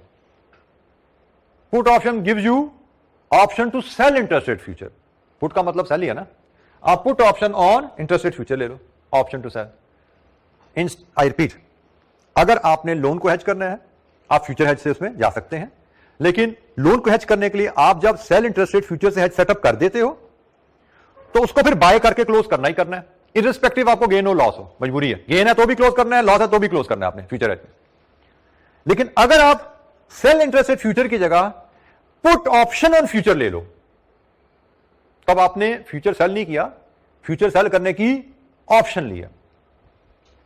इट इज जस्ट लाइक जैसे हमने एफआरए में कल सीखा था आईआरजी, कि हमने फिर उस डेट पे जाके देखा भी अगर तुम्हें इनकम है तो आईआरजी एक्सरसाइज करेंगे, अगर तो लॉस है तो हम छोड़ देंगे। तो यहां पे भी ये होगा, हमने पुट ऑप्शन ऑन फ्यूचर ले ली है, फिर जब सेटलमेंट डेट आएगी ना हमारी, हम वहां पे देखेंगे मार्केट में फ्यूचर की प्राइस क्या चल रही है, क्योंकि हमने अगर फ्यूचर सेल किया तो बाय करके क्लोज करना पड़ेगा ना। हम देखेंगे कि सेल करके बाय करने में फायदा है, गेन है, तो ऑप्शन एक्सरसाइज कर लो। अगर सेल करके बाय करने में नुकसान है तो ऑप्शन एक्सरसाइज ना करो, ठीक है। तो चूंकि ऑप्शन ऑन फ्यूचर है, इसका डिसीजन फ्यूचर की प्राइस को देख के किया जाएगा कि हमारे पास ऑप्शन किस प्राइस पे फ्यूचर बेचने की है और मार्केट में फ्यूचर की प्राइस क्या है। तो हमें पुट ऑप्शन एक्सरसाइज करके जो फ्यूचर बेचेंगे तो बाय करके क्लोज करना पड़ेगा। तो क्या फायदा होगा इसमें या नुकसान है? अगर तो फायदा है ऑप्शन एक्सरसाइज कर लो, नुकसान है तो छोड़ दो। लेकिन ऑप्शन है तो फिर प्रीमियम आएगा शुरू में। अच्छा, इसमें ना ऑप्शन हेज सेटअप में बड़ी सिमिलैरिटी है फ्यूचर हेज सेटअप के साथ, बस सेटअप की टर्मिनोलॉजी बदलती है। फ्यूचर हेज हमने पढ़ा लोन को सेटअप के लिए सेल फ्यूचर से सेटअप होता है, तो सेल से पुट बना लो, पुट ऑप्शन से सेटअप होता है जी लोन का हेज।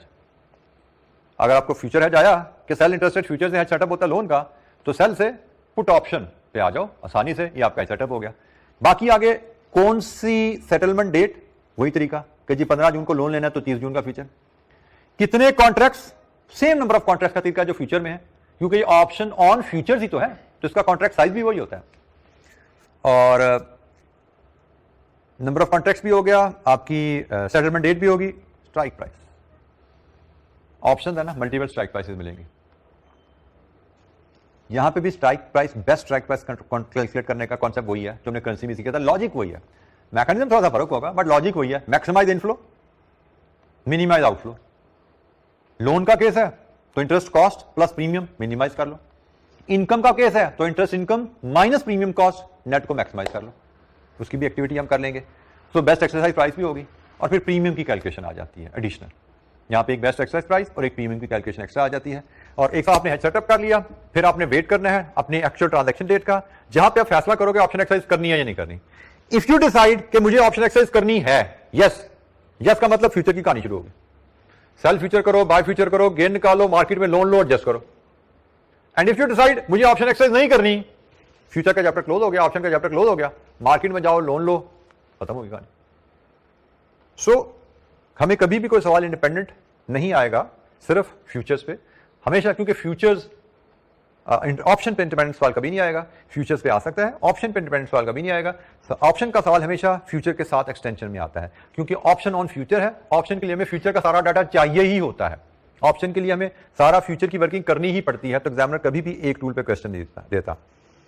अच्छा, हम एक कंप्रीहेंसिव क्वेश्चन हमारे पास अवेलेबल है, ये मैं प्रिंसिपल आपसे शेयर कर चुका हूं, मैं एक एग्जांपल पे ले जाके सारी चीजें आपको अप्लाई करवाऊंगा। ये प्रिंसिपल सारे हमारे पास लिखे हुए हैं, मैं इस कंप्रीहेंसिव क्वेश्चन पे आपको लेके आता हूँ HYK के। ये बेसिकली ACC का एक पास पेपर क्वेश्चन है। और इसके बाद थोड़ा सा मैं अपना प्लान जरा अपडेट कर रहा था मैं आपके साथ। इसके बाद ये भी आपकी ये क्वेश्चन आपकी असाइनमेंट में रहेगा। मैं आपसे क्वेश्चन नंबर 30 डिस्कस करूंगा, जो लेटेस्ट क्वेश्चन है, ठीक है, मैं वो डिस्कस करूंगा।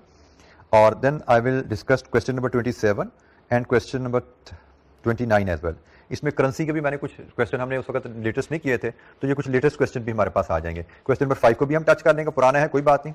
तो हम इस वक्त जो ऑनवर्ड जाने लगे हैं 1, 2, 3, 4, 5, ये 5 क्वेश्चन करेंगे। तो करेंसी रिस्क और इंटरेस्ट रेट रिस्क की दोबारा हमारी थोड़ी रिवीजन भी हो जाएगी और फुल एग्जाम्पल प्रैक्टिस भी हो जाएगी यहां तक के टॉपिक्स की इंशाअल्लाह, ठीक है। तो अब हम ये 5 क्वेश्चंस का रन करने लगे हैं, जिसमें यहां तक के करेंसी के और इंटरेस्ट रिस्क के जितने टॉपिक्स हैं वो कवर हमारे रिवाइज होंगे। इसके आगे हमारे सिर्फ इंटरेस्ट से रिलेटेड 2 टूल्स रह जाएंगे, थोड़ी बहुत डिस्कशन बाकी कमोडिटी पे है, शेयर्स के ऊपर है, और मेनली फिर इन्वेस्टमेंट अप्रेजल है हमारा।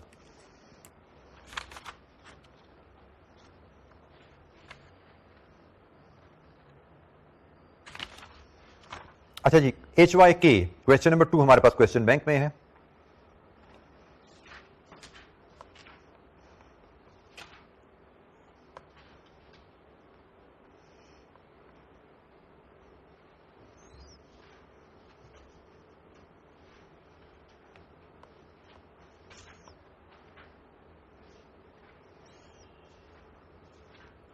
अच्छा, ये बड़ा एक अच्छा सवाल है, बड़ा कंप्रीहेंसिव क्वेश्चन है। ये क्वेश्चन कर लें तो उसके बाद आपका फ्यूचर्स और ऑप्शंस का एरिया कहीं जाता नहीं अगर इस सवाल को आपने किया हो समझ के, ठीक है।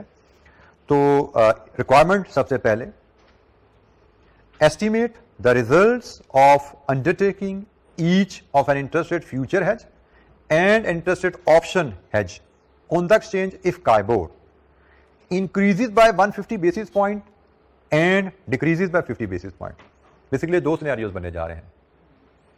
आप हेज सेटअप करो, हेज सेटअप करने के बाद रेट इधर को चला जाए तो क्या होता है फ्यूचर और ऑप्शन में आपके साथ, रेट इधर को चला जाए तो क्या होता है फ्यूचर और ऑप्शन में के साथ। तो हम पहले फ्यूचर के 2 केसेस डिस्कस करेंगे, फिर हम ऑप्शन और फ्यूचर के 2 केसेस इंडिपेंडेंटली डिस्कस करेंगे, और फिर हम नीचे है discuss how successful the hedge would have been. State clearly any assumption that you make. हम किस हद तक कामयाब हुए अपने हेज बनाने में, उस पर भी कमेंट करना है हमें। तो लेट्स रीड द क्वेश्चन, और फिर हम पहले फ्यूचर और फिर ऑप्शन ऑन फ्यूचर की बात करेंगे। The monthly cash budget of HYK Communication Limited shows that company is likely to need rupees 18 million in 2 months time for a period of 4 months। 2 महीने बाद 4 महीने के लिए 18 मिलियन के लोन लेने हैं। Financial markets have recently been volatile due to uncertainties about the impact of a major computer bug। If computer problem occurs in January 2010, the finance director of HYK fears that short-term interest rates could rise by as much as 150 basis points। If few problem occur, then short-term interest rate could fall by 50 basis points। CIBOR is currently 6.5% and HYK can borrow at CIBOR plus 0.75%। The finance director does not wish to pay more than 7.5%, including option premium costs, but excluding the effect of margin requirement and commission। Margin की requirement के term से आप familiar हैं आप, ठीक है। और future के केस में, इवन ऑप्शन के केस में भी, जो अभी तक हमें क्वेश्चन में कहीं डिस्कस नहीं हुआ, हमेशा इग्नोर ही कहा जाता है, कमीशन भी दी जाती है। जैसे आप शेयर मार्केट में खरीदते हो तो शेयर बाय करोगे, शेयर सेल करोगे, you pay a commission to a broker. Same case में फ्यूचर कॉन्ट्रैक्ट्स, ऑप्शन कॉन्ट्रैक्ट्स, ये भी एक्सचेंजेस पे ट्रेड होते हैं, और एक्सचेंजेस से ट्रेडिंग थ्रू ब्रोकर भी की जाती है, और ये जो मार्जिन है वो भी ब्रोकर लेते हैं आपसे, और ब्रोकर कॉन्ट्रैक्ट्स बाइंग सेलिंग पे आपसे कमीशन भी लेते हैं। तो कमीशन पे तो मुझे कोई क्वेश्चन याद नहीं मैंने देखा हो जिसमें फ्यूचर कॉन्ट्रैक्ट की बाइंग सेलिंग पे कमीशन का जिक्र आया हो। नॉर्मली वो इग्नोर्ड ही रहते हैं हमारे एकेडमिक डिस्कशन में। मार्जिन पे जैसे थोड़ा सा कॉन्सेप्ट है, मैंने आपसे शेयर कर लिया क्योंकि उसके मैंने क्वेश्चन कुछ देखे हुए हैं ACCA में, तो फॉर श्योर देखा हुआ है। ICAP का मुझे याद नहीं आ रहा कि ICAP में ये टेस्ट हुआ है कि नहीं टेस्ट हुआ कॉन्सेप्ट, बट मैंने आपसे शेयर कर लिया। बट कमीशन भी होती है, और अगर हो तो it's just transaction cost, you can calculate it. जैसे हमने मार्जिन था तो मार्जिन हमने कैलकुलेट कर लिया, but that was not a cost, margin का interest was a cost, but commission itself will be a cost. तो आगे चलते हैं जी। 5 लाख 3 महीने का फ्यूचर कॉन्ट्रैक्ट है जिसकी प्राइसेस है दिसंबर, मार्च, जून की क्या है। टिक वैल्यू का कॉन्सेप्ट मैंने कंसीपी भी आपसे कहा था, इग्नोर रखिए। ये इंफॉर्मेशन क्वेश्चन में दीजिए, हम इसको यूज ही नहीं करते, हम इसके बगैर ही हल कर लेते हैं मामला। अल्टरनेटिव कैलकुलेशन होती है गेन और लॉस की, उसमें टिक वैल्यू यूज होती है, हम उसको छोड़ देते हैं। 500,000 3 month option prices, premium in annual percentages. ये जनाब दिसंबर, मार्च, जून की पुट है। ये कॉल है 3, 2 स्ट्राइक प्राइसेस, 2 ही है नहीं, आगे भी आ रही है प्राइसेस। ये टोटल 4 प्राइसेस है जी, 1, 2, 3, 4, और उसने जो यहां पे बात कही है, जो नोट करने की, जो प्रीमियम आपको गिवन है, ये सारे जो प्रीमियम गिवन है ये परसेंटेजेस हैं, एनुअल परसेंटेजेस हैं। तो ऑप्शन के प्रीमियम जो आपको दिए जाते हैं ये एनुअल परसेंटेजेस होते हैं। इसकी क्या एप्लीकेशन है इस पर हम बात करेंगे। Assume that it is now 1 December and that exchange traded futures and option contract expire at the end of the month. Margin requirements and default rates may be ignored.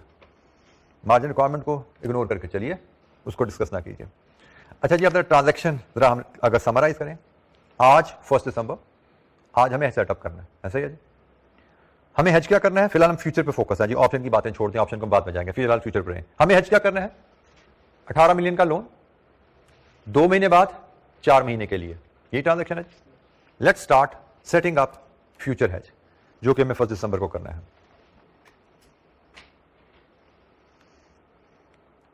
Question number 2, 1 दिसंबर, setup interest rate hedge. जी, loan का hedge, buy और sell, बताते जाइए जरा। Loan का hedge, sell interest rate future. कौन सा फ्यूचर जनाब? हमें तो 3 फ्यूचर यहां पे अवेलेबल है। हमें तो जो फ्यूचर कॉन्ट्रैक्ट अवेलेबल हैं वो हैं जी दिसंबर, मार्च, जून। आपने कब लोन लेना है? 1 दिसंबर से 2 महीने बाद, ऐसा ही है जी। 1 जनवरी, 1 फरवरी, तो आपका रेलेवेंट मार्च। मार्च की प्राइस 93.10, लास्ट फिगर कॉन्ट्रैक्ट्स की है। Amount to be hedged 18 million, contract size 0.5 million, period 4 month, contract period 3 month. तो बताइए जनाब कितने कॉन्ट्रैक्ट?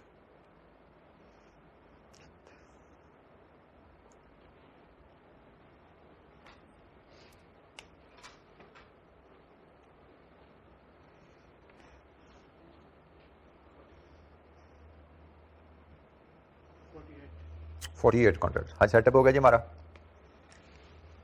इसके बाद आप जी, कोई क्वेश्चन है सेटअप पे? इसके बाद 2 महीने वेट किया जाता है, 1 फरवरी आएगी, जहां पे आप अब 1 फरवरी को 2 सिनेरियो आगे भाई, ऐसा ही है। 1 फरवरी का अब 2 सिनेरियो थे, तो हम पहले 1 फरवरी का पहला सिनेरियो डील करते हैं, ठीक है। 1 फरवरी का पहला सिनेरियो डील करते हैं। हैज सेटअप होने के बाद तो यहां पे हैज हमें क्लोज करना है, बल्कि हम इसको इस तरह लिखते हैं, 1 फरवरी को हम क्लोज आउट करेंगे इंटरेस्ट रेट फ्यूचर हेज और गेन लॉस कैलकुलेट करेंगे। और हम अब इसके बाद यहां सिनेरियो 1 की कैलकुलेशन कर रहे हैं जी हम, ठीक है जी। हमने सेल किया हुआ इंटरेस्ट रेट फ्यूचर परसेंटेज में 93.10 पे। अब हमें बाय करके क्लोज करना है इंटरेस्ट रेट फ्यूचर और गेन लॉस डिटरमिन करना है। बाय करना है तो आपको चाहिए क्लोजिंग फ्यूचर प्राइस। तो जनाब क्लोजिंग फ्यूचर प्राइस की वर्किंग यहीं पे हम लाइन में अगर शो करें, क्लोजिंग स्पॉट, हमारे इस केस में करंटली काइबोर कहां पे है? Current KIBOR is 6.5, para number 1 की last line, current KIBOR is 6.5। तो और आगे चल के केस नंबर 1 में 1.5 से बढ़ जाएगा ये, ऐसा ही है। तो इसका मतलब हमारा जो क्लोजिंग स्पॉट आ रहा है वो 100 माइनस 6.5 प्लस 1.5, ये हमारा क्लोजिंग स्पॉट है। एग्रीड? क्लोजिंग स्पॉट हमारा क्या है? इसके बाद हम ओपनिंग बेसिस देखते हैं। ओपनिंग बेसिस होते हैं जी future price 93.10 minus opening spot. तो ओपनिंग स्पॉट है जी हमारा 100 माइनस 6.5।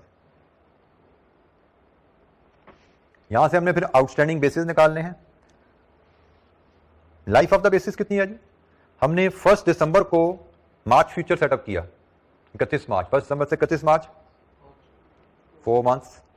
क्लोज कर रहे हैं 1 फरवरी को, रिमेनिंग लाइफ 2 मंथ्स। ये आपका ओपनिंग बेसिस आ गए, ये आपके आउटस्टैंडिंग बेसिस आ गए, ये आपका क्लोजिंग स्पॉट है और प्लस होना है माइनस होना है। ये 93.5 है, स्पॉट आपका 93.5 है, फ्यूचर 93.1 है, फ्यूचर स्पॉट से कम है, इसका मतलब माइनस होना है भाई यहां पे। तो बताइए हमारी क्लोजिंग फ्यूचर प्राइस क्या आती है? क्लोजिंग फ्यूचर प्राइस क्या आती है यहां से?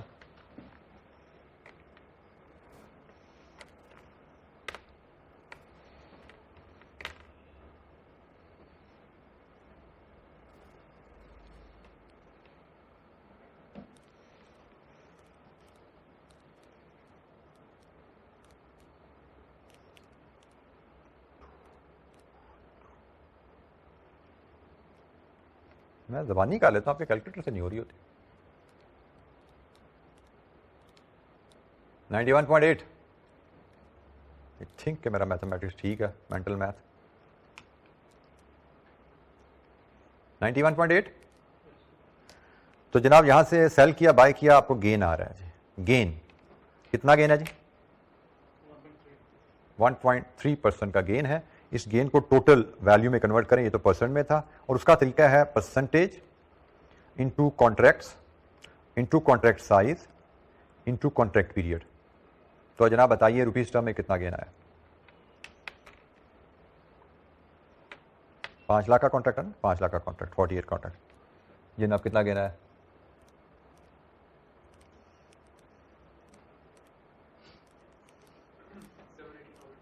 7? चेक करो दोबारा। I think it should be 78,000। 78,000। 1.3% into 48 into 5 lakh into 3/12। Hedge position close हो जी हमारी। अब एक्चुअल इंटरेस्ट कॉस्ट आएगी आपकी, जो कि 18 मिलियन के लोन के ऊपर टाइबोर प्लस 0.75, मतलब 8.75% इंटू 4/12। यही है ना एक्चुअल लोन आपका? आपका काइबोर केस 1 में अब 8% पे जा चुका है ना। केस 1 में आपका काइबोर 8% पे गया हुआ है, 6.5 प्लस 1.5, और आप बारो करते हो काइबोर प्लस 0.75 पे। तो आपका एक्चुअल लोन मिलेगा आपको 8.75 पे 4 मंथ पे। कितना इंटरेस्ट? 233,333। कैलकुलेशन वेरीफाई कीजिएगा, फिगर बड़ी मुझे अब्रप्ट सी लग रही है। Anyways 18 million into 8.75% into 4/12।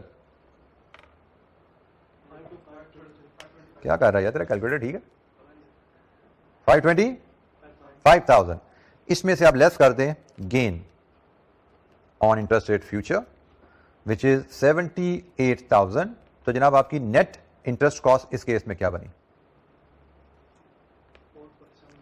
447,000। और एक काम कीजिए, मुझे यहाँ का इसका इफेक्टिव एनुअल इंटरेस्ट रेट भी बताइए। ये हमारे आंसर में डिस्कशन में काम आने वाला है। इफेक्टिव एनुअल इंटरेस्ट रेट बताइए, इसकी कैलकुलेशन मैंने आपको सिखाई है अभी। एनुअल परसेंटेज क्या बनता है? ये तो 4 महीने का इंटरेस्ट है ना। सालाना इंटरेस्ट बनाइए और प्रिंसिपल पे डिवाइड करके बताइए सालाना क्या बनती है कॉस्ट।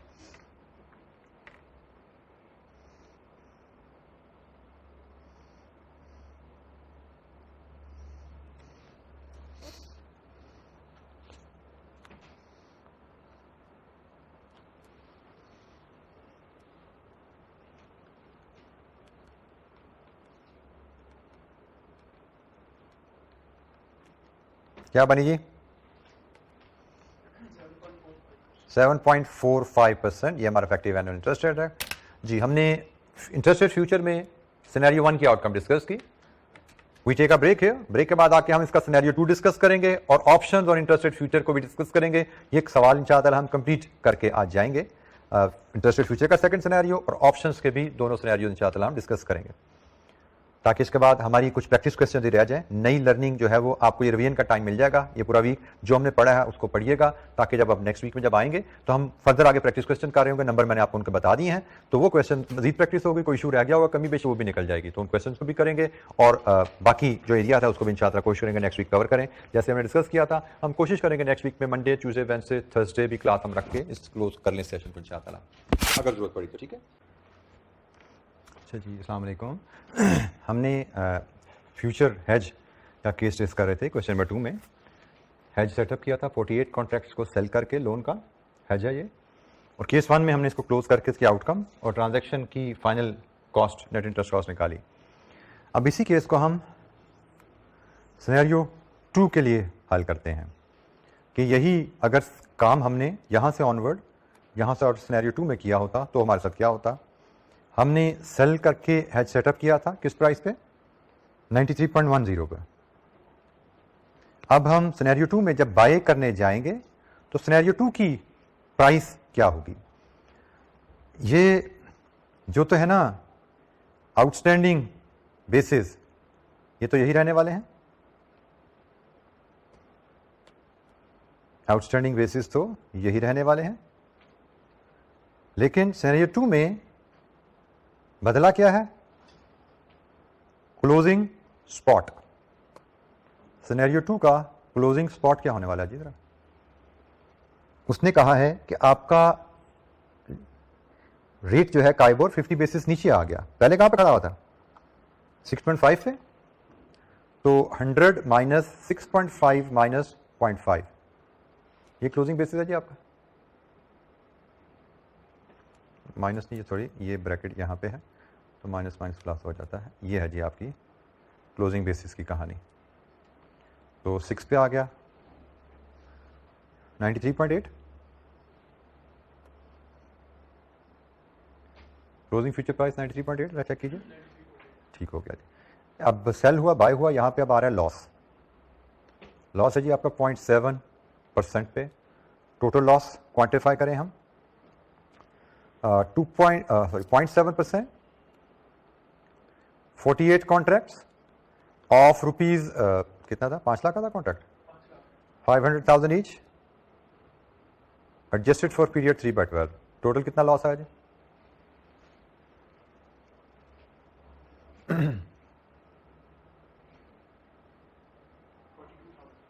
42,000 का लॉस है जी। ये लॉस की कहानी क्लोज हुई। इसके बाद हम देखेंगे हमारी एक्चुअल इंटरेस्ट कॉस्ट हमारी क्या आएगी। दैट विल बी 18 मिलियन का लोन होगा, 6.75% पे होगा for a period of 4 month. तो बताइए जनाब कितनी कॉस्ट होगी इसकी।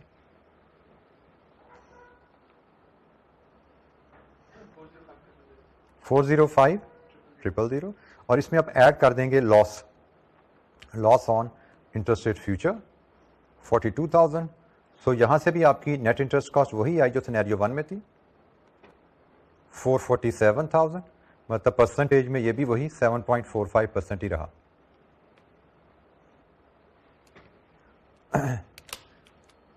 जी केस 1 के केस 2 में देख लीजिए जी, हमने केस 2 आपके सामने कंप्लीट स्क्रीन पे आ रहा है, कोई चीज समझ नहीं आती पूछिए। और अगर हम केस 1 केस 2 को कंपैरिजन में देखना चाहें तो जो फ्यूचर का फीचर है वो यहां पर रिफ्लेक्ट हो रहा है। ये फ्यूचर ने आपको लॉक कर दिया है, मार्केट में रेट ऊपर जाए तो भी गेन लॉस ऑफसेट होकर आपकी कॉस्ट 447 है, मार्केट में रेट नीचे जाए तो भी गेन लॉस ऑफसेट होकर आपकी कॉस्ट 447 पे ही है। तो फ्यूचर तो आपको इफेक्टिवली लॉक कर रहा होता है, सब्जेक्ट टू सम वेरिएशन। ये हो सकता है राउंडिंग ऑफ कभी हुई होती है, कभी बेसिस इवनली मोटाइज प्रैक्टिकली नहीं होते जिसके से एग्जैक्ट मैच नहीं होता, लेकिन मोर और लेस आपका गेन लॉस ऑफसेट होना चाहिए। This is the principal on which future hedge is built. तो फ्यूचर हेज पे कोई सवाल जी?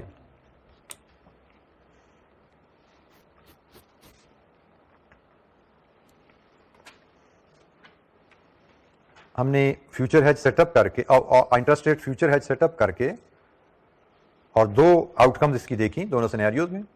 अब यही काम हम ऑप्शंस और इंटरेस्ट रेट फ्यूचर के साथ करेंगे, हेज सेटअप करेंगे और उसकी 2 सिनेरियोज में आउटकम देखेंगे। Option on interest rate future. Option interest rate future के लिए आप अगर फ्यूचर हेज की वर्किंग अपने सामने रखेंगे तो काफी आसानी आप लिए रहती है।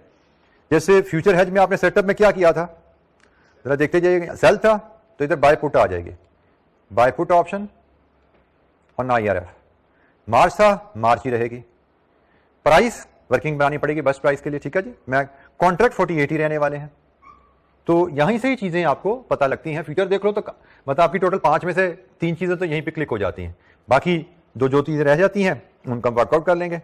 तो फ्यूचर हेज सेटअप मैं अगर डिटेल में यहां पे लिखना शुरू करूं तो हम 1 दिसंबर को हेज सेटअप कर रहे हैं, हमें buy put option on interest rate future लेनी है, हमें मार्च सेटलमेंट डेट की ऑप्शन लेनी है, प्राइस वर्किंग 1 से ले आएंगे, हमें कॉन्ट्रैक्ट्स 48 ही लेने हैं, वो हमें रिकैलकुलेट करके दिखाने की जरूरत नहीं है 48, ठीक है, 48 ही लेने हैं।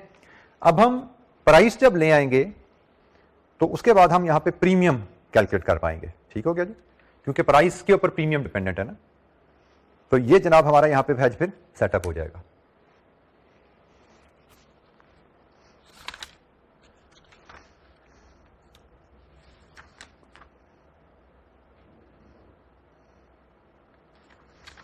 अच्छा जी, अब हम प्राइस की वर्किंग पे जाते हैं। तो हमारे पास जो ऑप्शंस अवेलेबल हैं, हमारे पास ऑप्शन ये जी 4 अवेलेबल हैं, 1 2 3 4। हमें चाहिए पुट और हमें चाहिए मार्च की पुट। तो मार्च की पुट के तो 3 ऑप्शन अवेलेबल हैं। पहली ऑप्शन तो इसलिए तो मार्च पुट है ही नहीं ना, तो मार्च पुट में तो 3 प्राइसेस हैं, 93, 93.5, 94। अब हमने इन 3 प्राइसेस का कंपैरिजन कर रहे हैं। Put option, is it for loan or it is for deposit? Put option sell future is for loan hedging हो रही है ना। चूंकि ये loan hedging है तो अकॉर्डिंगली जो इंटरेस्ट रेट प्राइस में छुपा हुआ है वो हमारी इंटरेस्ट कॉस्ट को रिप्रेजेंट कर रहा है, ठीक है। तो हम कहेंगे interest cost implicit in strike price, वो क्या है, वो कॉस्ट है हमारी प्लस प्रीमियम कॉस्ट। तमाम अवेलेबल ऑप्शंस के लिए हम ये कैलकुलेट करेंगे और मिनिमाइज हमें करना है। प्रीमियम तो होता ही कॉस्ट है और पुट ऑप्शन में जो स्ट्राइक प्राइस में इंटरेस्ट रेट है वो भी कॉस्ट है। हमारे पास 3 स्ट्राइक प्राइसेस हैं, हमें स्ट्राइक प्राइस से गर्ज नहीं है, स्ट्राइक प्राइस में जो इंटरेस्ट रेट है उससे गर्ज है। फॉर एग्जांपल हमारी एक स्ट्राइक प्राइस 93 है तो इसमें इंटरेस्ट रेट इंप्लिसिट 7%, दूसरी स्ट्राइक प्राइस 93.5 है, इसमें इंप्लिसिट इंटरेस्ट रेट इज 6.5%, तीसरी प्राइस 94 है, इसमें interest rate implicit is 6%, plus relevant premium 93 की प्राइस का प्रीमियम 0.2 है, 93.5 की प्राइस का प्रीमियम 0.6 है और 94 की प्राइस का प्रीमियम 1.35 है। लीजिए जी, टोटल कॉस्ट देखिए क्या आती है, it is 7.2, it is 7.1, it is 7.35। Go for the option where sum is least. This is your strike price. Sorry, this is not the strike price. This is the strike price that you select, and this is its premium. वो strike price लीजिए जिसपे सम least है। 3 strike prices हमारे पास available थी, हमने in strike prices को valuate किया कैसे, interest cost implicit in strike price plus premium. अगर बाय द वे ये डिपॉजिट का केस होता तो फिर ये इंटरेस्ट कॉस्ट ना होती, ये इंटरेस्ट इनकम होती और interest income minus cost premium cost करते और मैक्सिमाइज प्रोसीड होता, ठीक है। तो ये सिलेक्टिंग बेस्ट एक्सरसाइज प्राइस या बेस्ट स्ट्राइक प्राइस, हमारी बेस्ट स्ट्राइक प्राइस 93.5 है और प्रीमियम 0.6% है, 93.5 है और प्रीमियम 0.6% है। तो 48 कॉन्ट्रैक्ट्स हैं, 5 लाख ईच के, प्रीमियम एनुअल होता है, ये भी फ्यूचर की तरह 3/12 पे एडजस्ट होता है।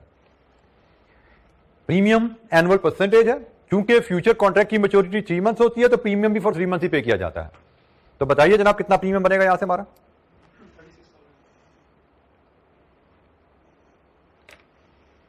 ये आपका जी हेज सेटअप हो गया, ठीक है जी। Option on interest rate future का हेज सेटअप।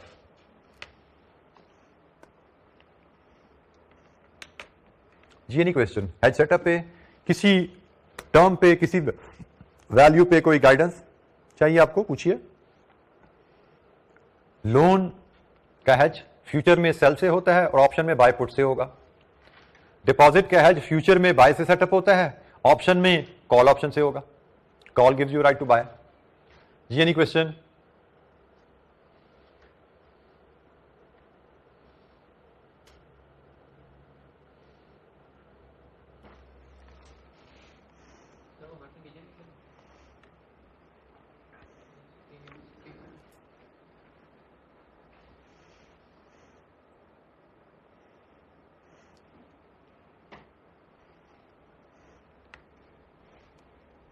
अच्छा जी, अब हमने हैज सेटअप कर लिया।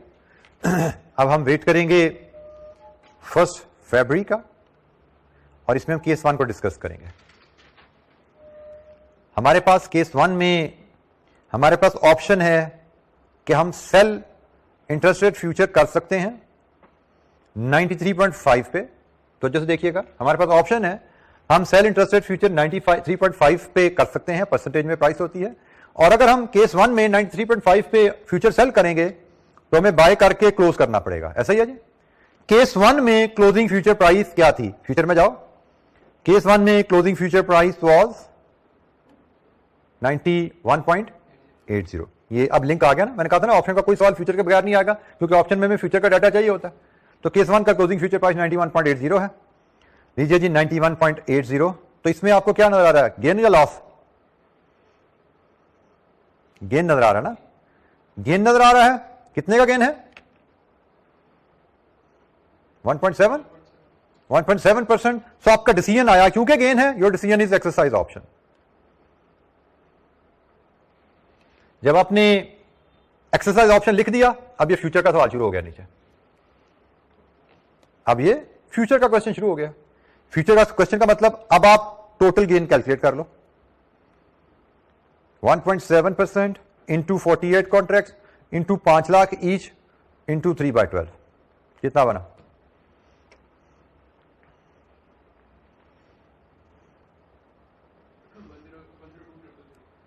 102,000।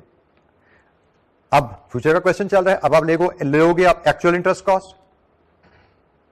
Again you don't have to recalculate, future में कैलकुलेट की थी ना। इस सिनेरियो की एक्चुअल इंटरेस्ट कॉस्ट फ्यूचर में कैलकुलेट की थी, कितनी थी? 525,000। बिल्कुल ठीक है। इसमें से आप लेस करेंगे gain on interest rate future 1 और 2, लेकिन एक अमाउंट और एडजस्ट होनी है यहां पे। कौन सी?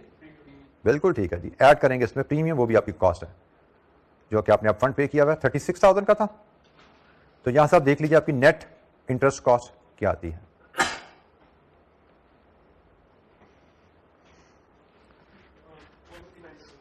$459,000। और इसका परसेंटेज बताइए जरा क्या बनता है इसका एनुअल? 459,000 डिवाइड विद 4 इंटू 12 और 18 मिलियन पे कैलकुलेट करेंगे आप।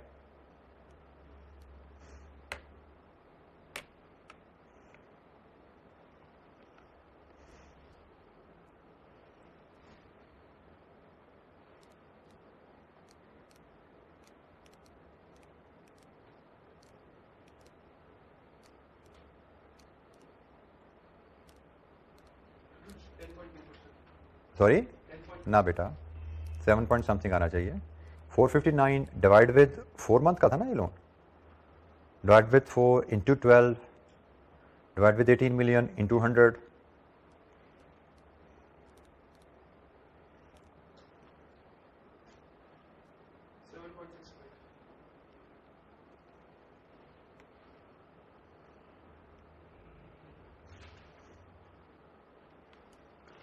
जी option on interest rate future का सिनेरियो 1 का सलूशन आपके पास है।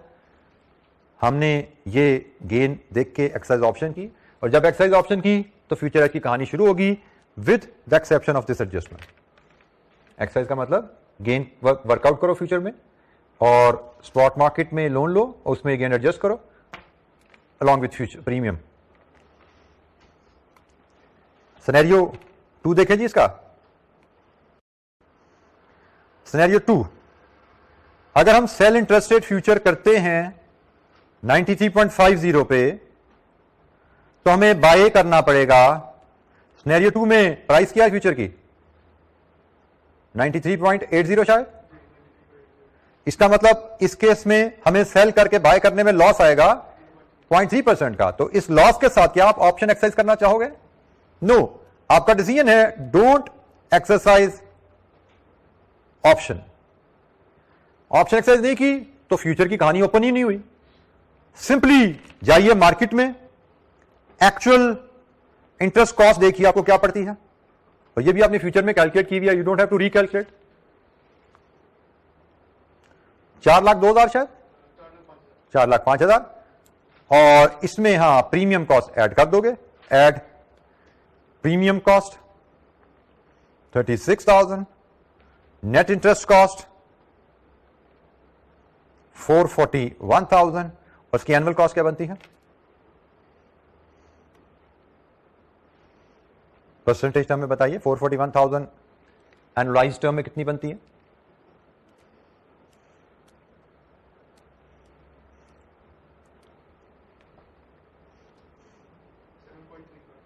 7.35%। हमने दो केसेस फ्यूचर के डिस्कस किए, दो केसेस ऑप्शन के डिस्कस किए। हमने, अगर मैं इनके रिजल्ट को समराइज करूं, क्योंकि हमसे इस रिजल्ट में डिस्कशन भी मांगी है, हम इंटरेस्ट रेट फ्यूचर और option on interest rate future के रिजल्ट को डिस्कस करें। सिनेरियो ए में कॉस्ट 7.45 है और दूसरे केस में भी सिनेरियो IRF की कॉस्ट 7.45 ही है। जब इंटरेस्ट रेट 1.5% से ऊपर गए, जब इंटरेस्ट रेट 0.5% से नीचे आए, और सिनेरियो 1 में ऑप्शन ऑन IRF की कॉस्ट 7.65 है और यहां पे 7.35 है। ये रिजल्ट हमारे समराइज हुए हैं जी। पहली बात, इसी कैलकुलेशन में कोई दिक्कत आपको जो पर हमने की? फ्यूचर का सेकंड सिनेरियो हमने देखा, जब ऑप्शन एक्सरसाइज नहीं हुई तो फ्यूचर गेन लॉस वर्कआउट ही नहीं करना, लॉस है तो हमने ऑप्शन एक्सरसाइज नहीं की। यही इशू था कि अगर हम फ्यूचर में एंटर हुए होते तो गेन है लॉस है वो हमें ओन करना पड़ना था। With option we have the liberty, we can let the option forgo here.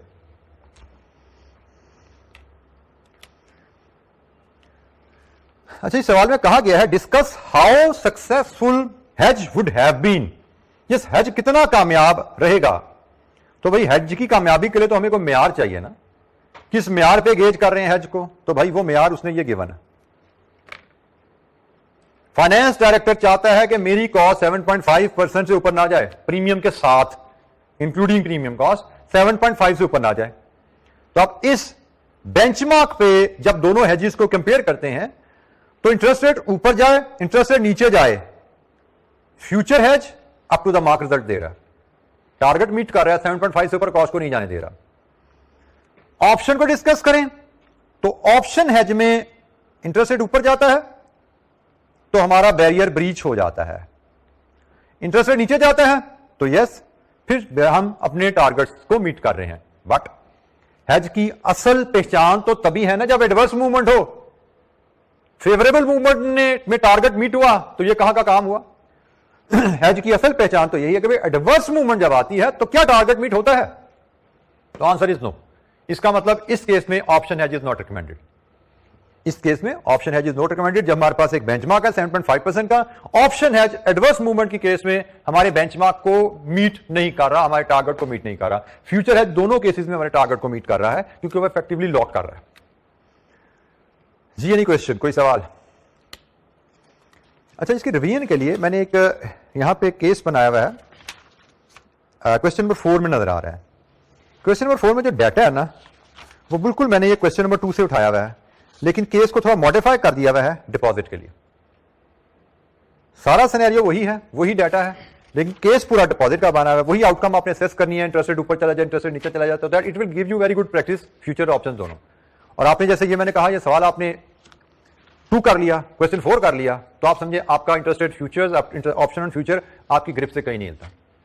इंशाअल्लाह आप नेक्स्ट वीक आएंगे तो हम पास्ट पेपर का क्वेश्चन भी देखेंगे इन एरियाज पे। इसको अच्छी तरह रिवाइज करके नेक्स्ट वीक आएंगे। तो जैसे मैंने कहा, मैंने क्वेश्चन आपसे शेयर कर लिया जो मेरे एजेंडे पे हैं इंशाअल्लाह। हमने क्वेश्चन नंबर 2 कर लिया, अभी हम क्वेश्चन नंबर 30 करेंगे, 5 भी देख लेंगे, 27 एंड 29 ये क्वेश्चन है हमारे। इसके बाद हम नेक्स्ट टॉपिक पे जो स्वैप्स हैं, करेंसी का इंटरेस्ट रेट का, उस पर मूव करेंगे। तो क्वेश्चन नंबर 4 मैं चाहूंगा कि आप अगर रिवीजन के साथ अगर क्वेश्चन 4 भी आप कर लेंगे तो आपकी बड़ी अच्छी ग्रिप हो जाएगी फ्यूचर्स और ऑप्शन पे। तो आप जब मेरे साथ आएंगे, हमें एक क्वेश्चन फ्यूचर ऑप्शन का भी इसमें है, इंटरेस्ट रेट का, पास्ट पेपर का रिसेंट अटेम्प्ट में कहीं आया हुआ है, कुछ करेंसी के सवाल हैं, एक आध करेंसी के सवाल भी हैं, इंटरेस्ट रेट के भी सवाल हैं। ठीक है, मे बी 4 क्वेश्चन है तो 4 में से 2 क्वेश्चन करेंसी के हैं, एक क्वेश्चन प्योरली इंटरेस्ट रेट का है और एक क्वेश्चन में करेंसी इंटरेस्ट रेट दोनों है। तो ये पास्ट पेपर की प्रैक्टिस भी हमारी थोड़ी सी करेंसी इंटरेस्ट रेट की मिला के नेक्स्ट लेक्चर में इंशाअल्लाह होगी। तो नेक्स्ट वीक इंशाअल्लाह मंडे को मुलाकात होगी आपसे। आज के लिए इतना ही। बेस्ट ऑफ लक, अस्सलाम वालेकुम।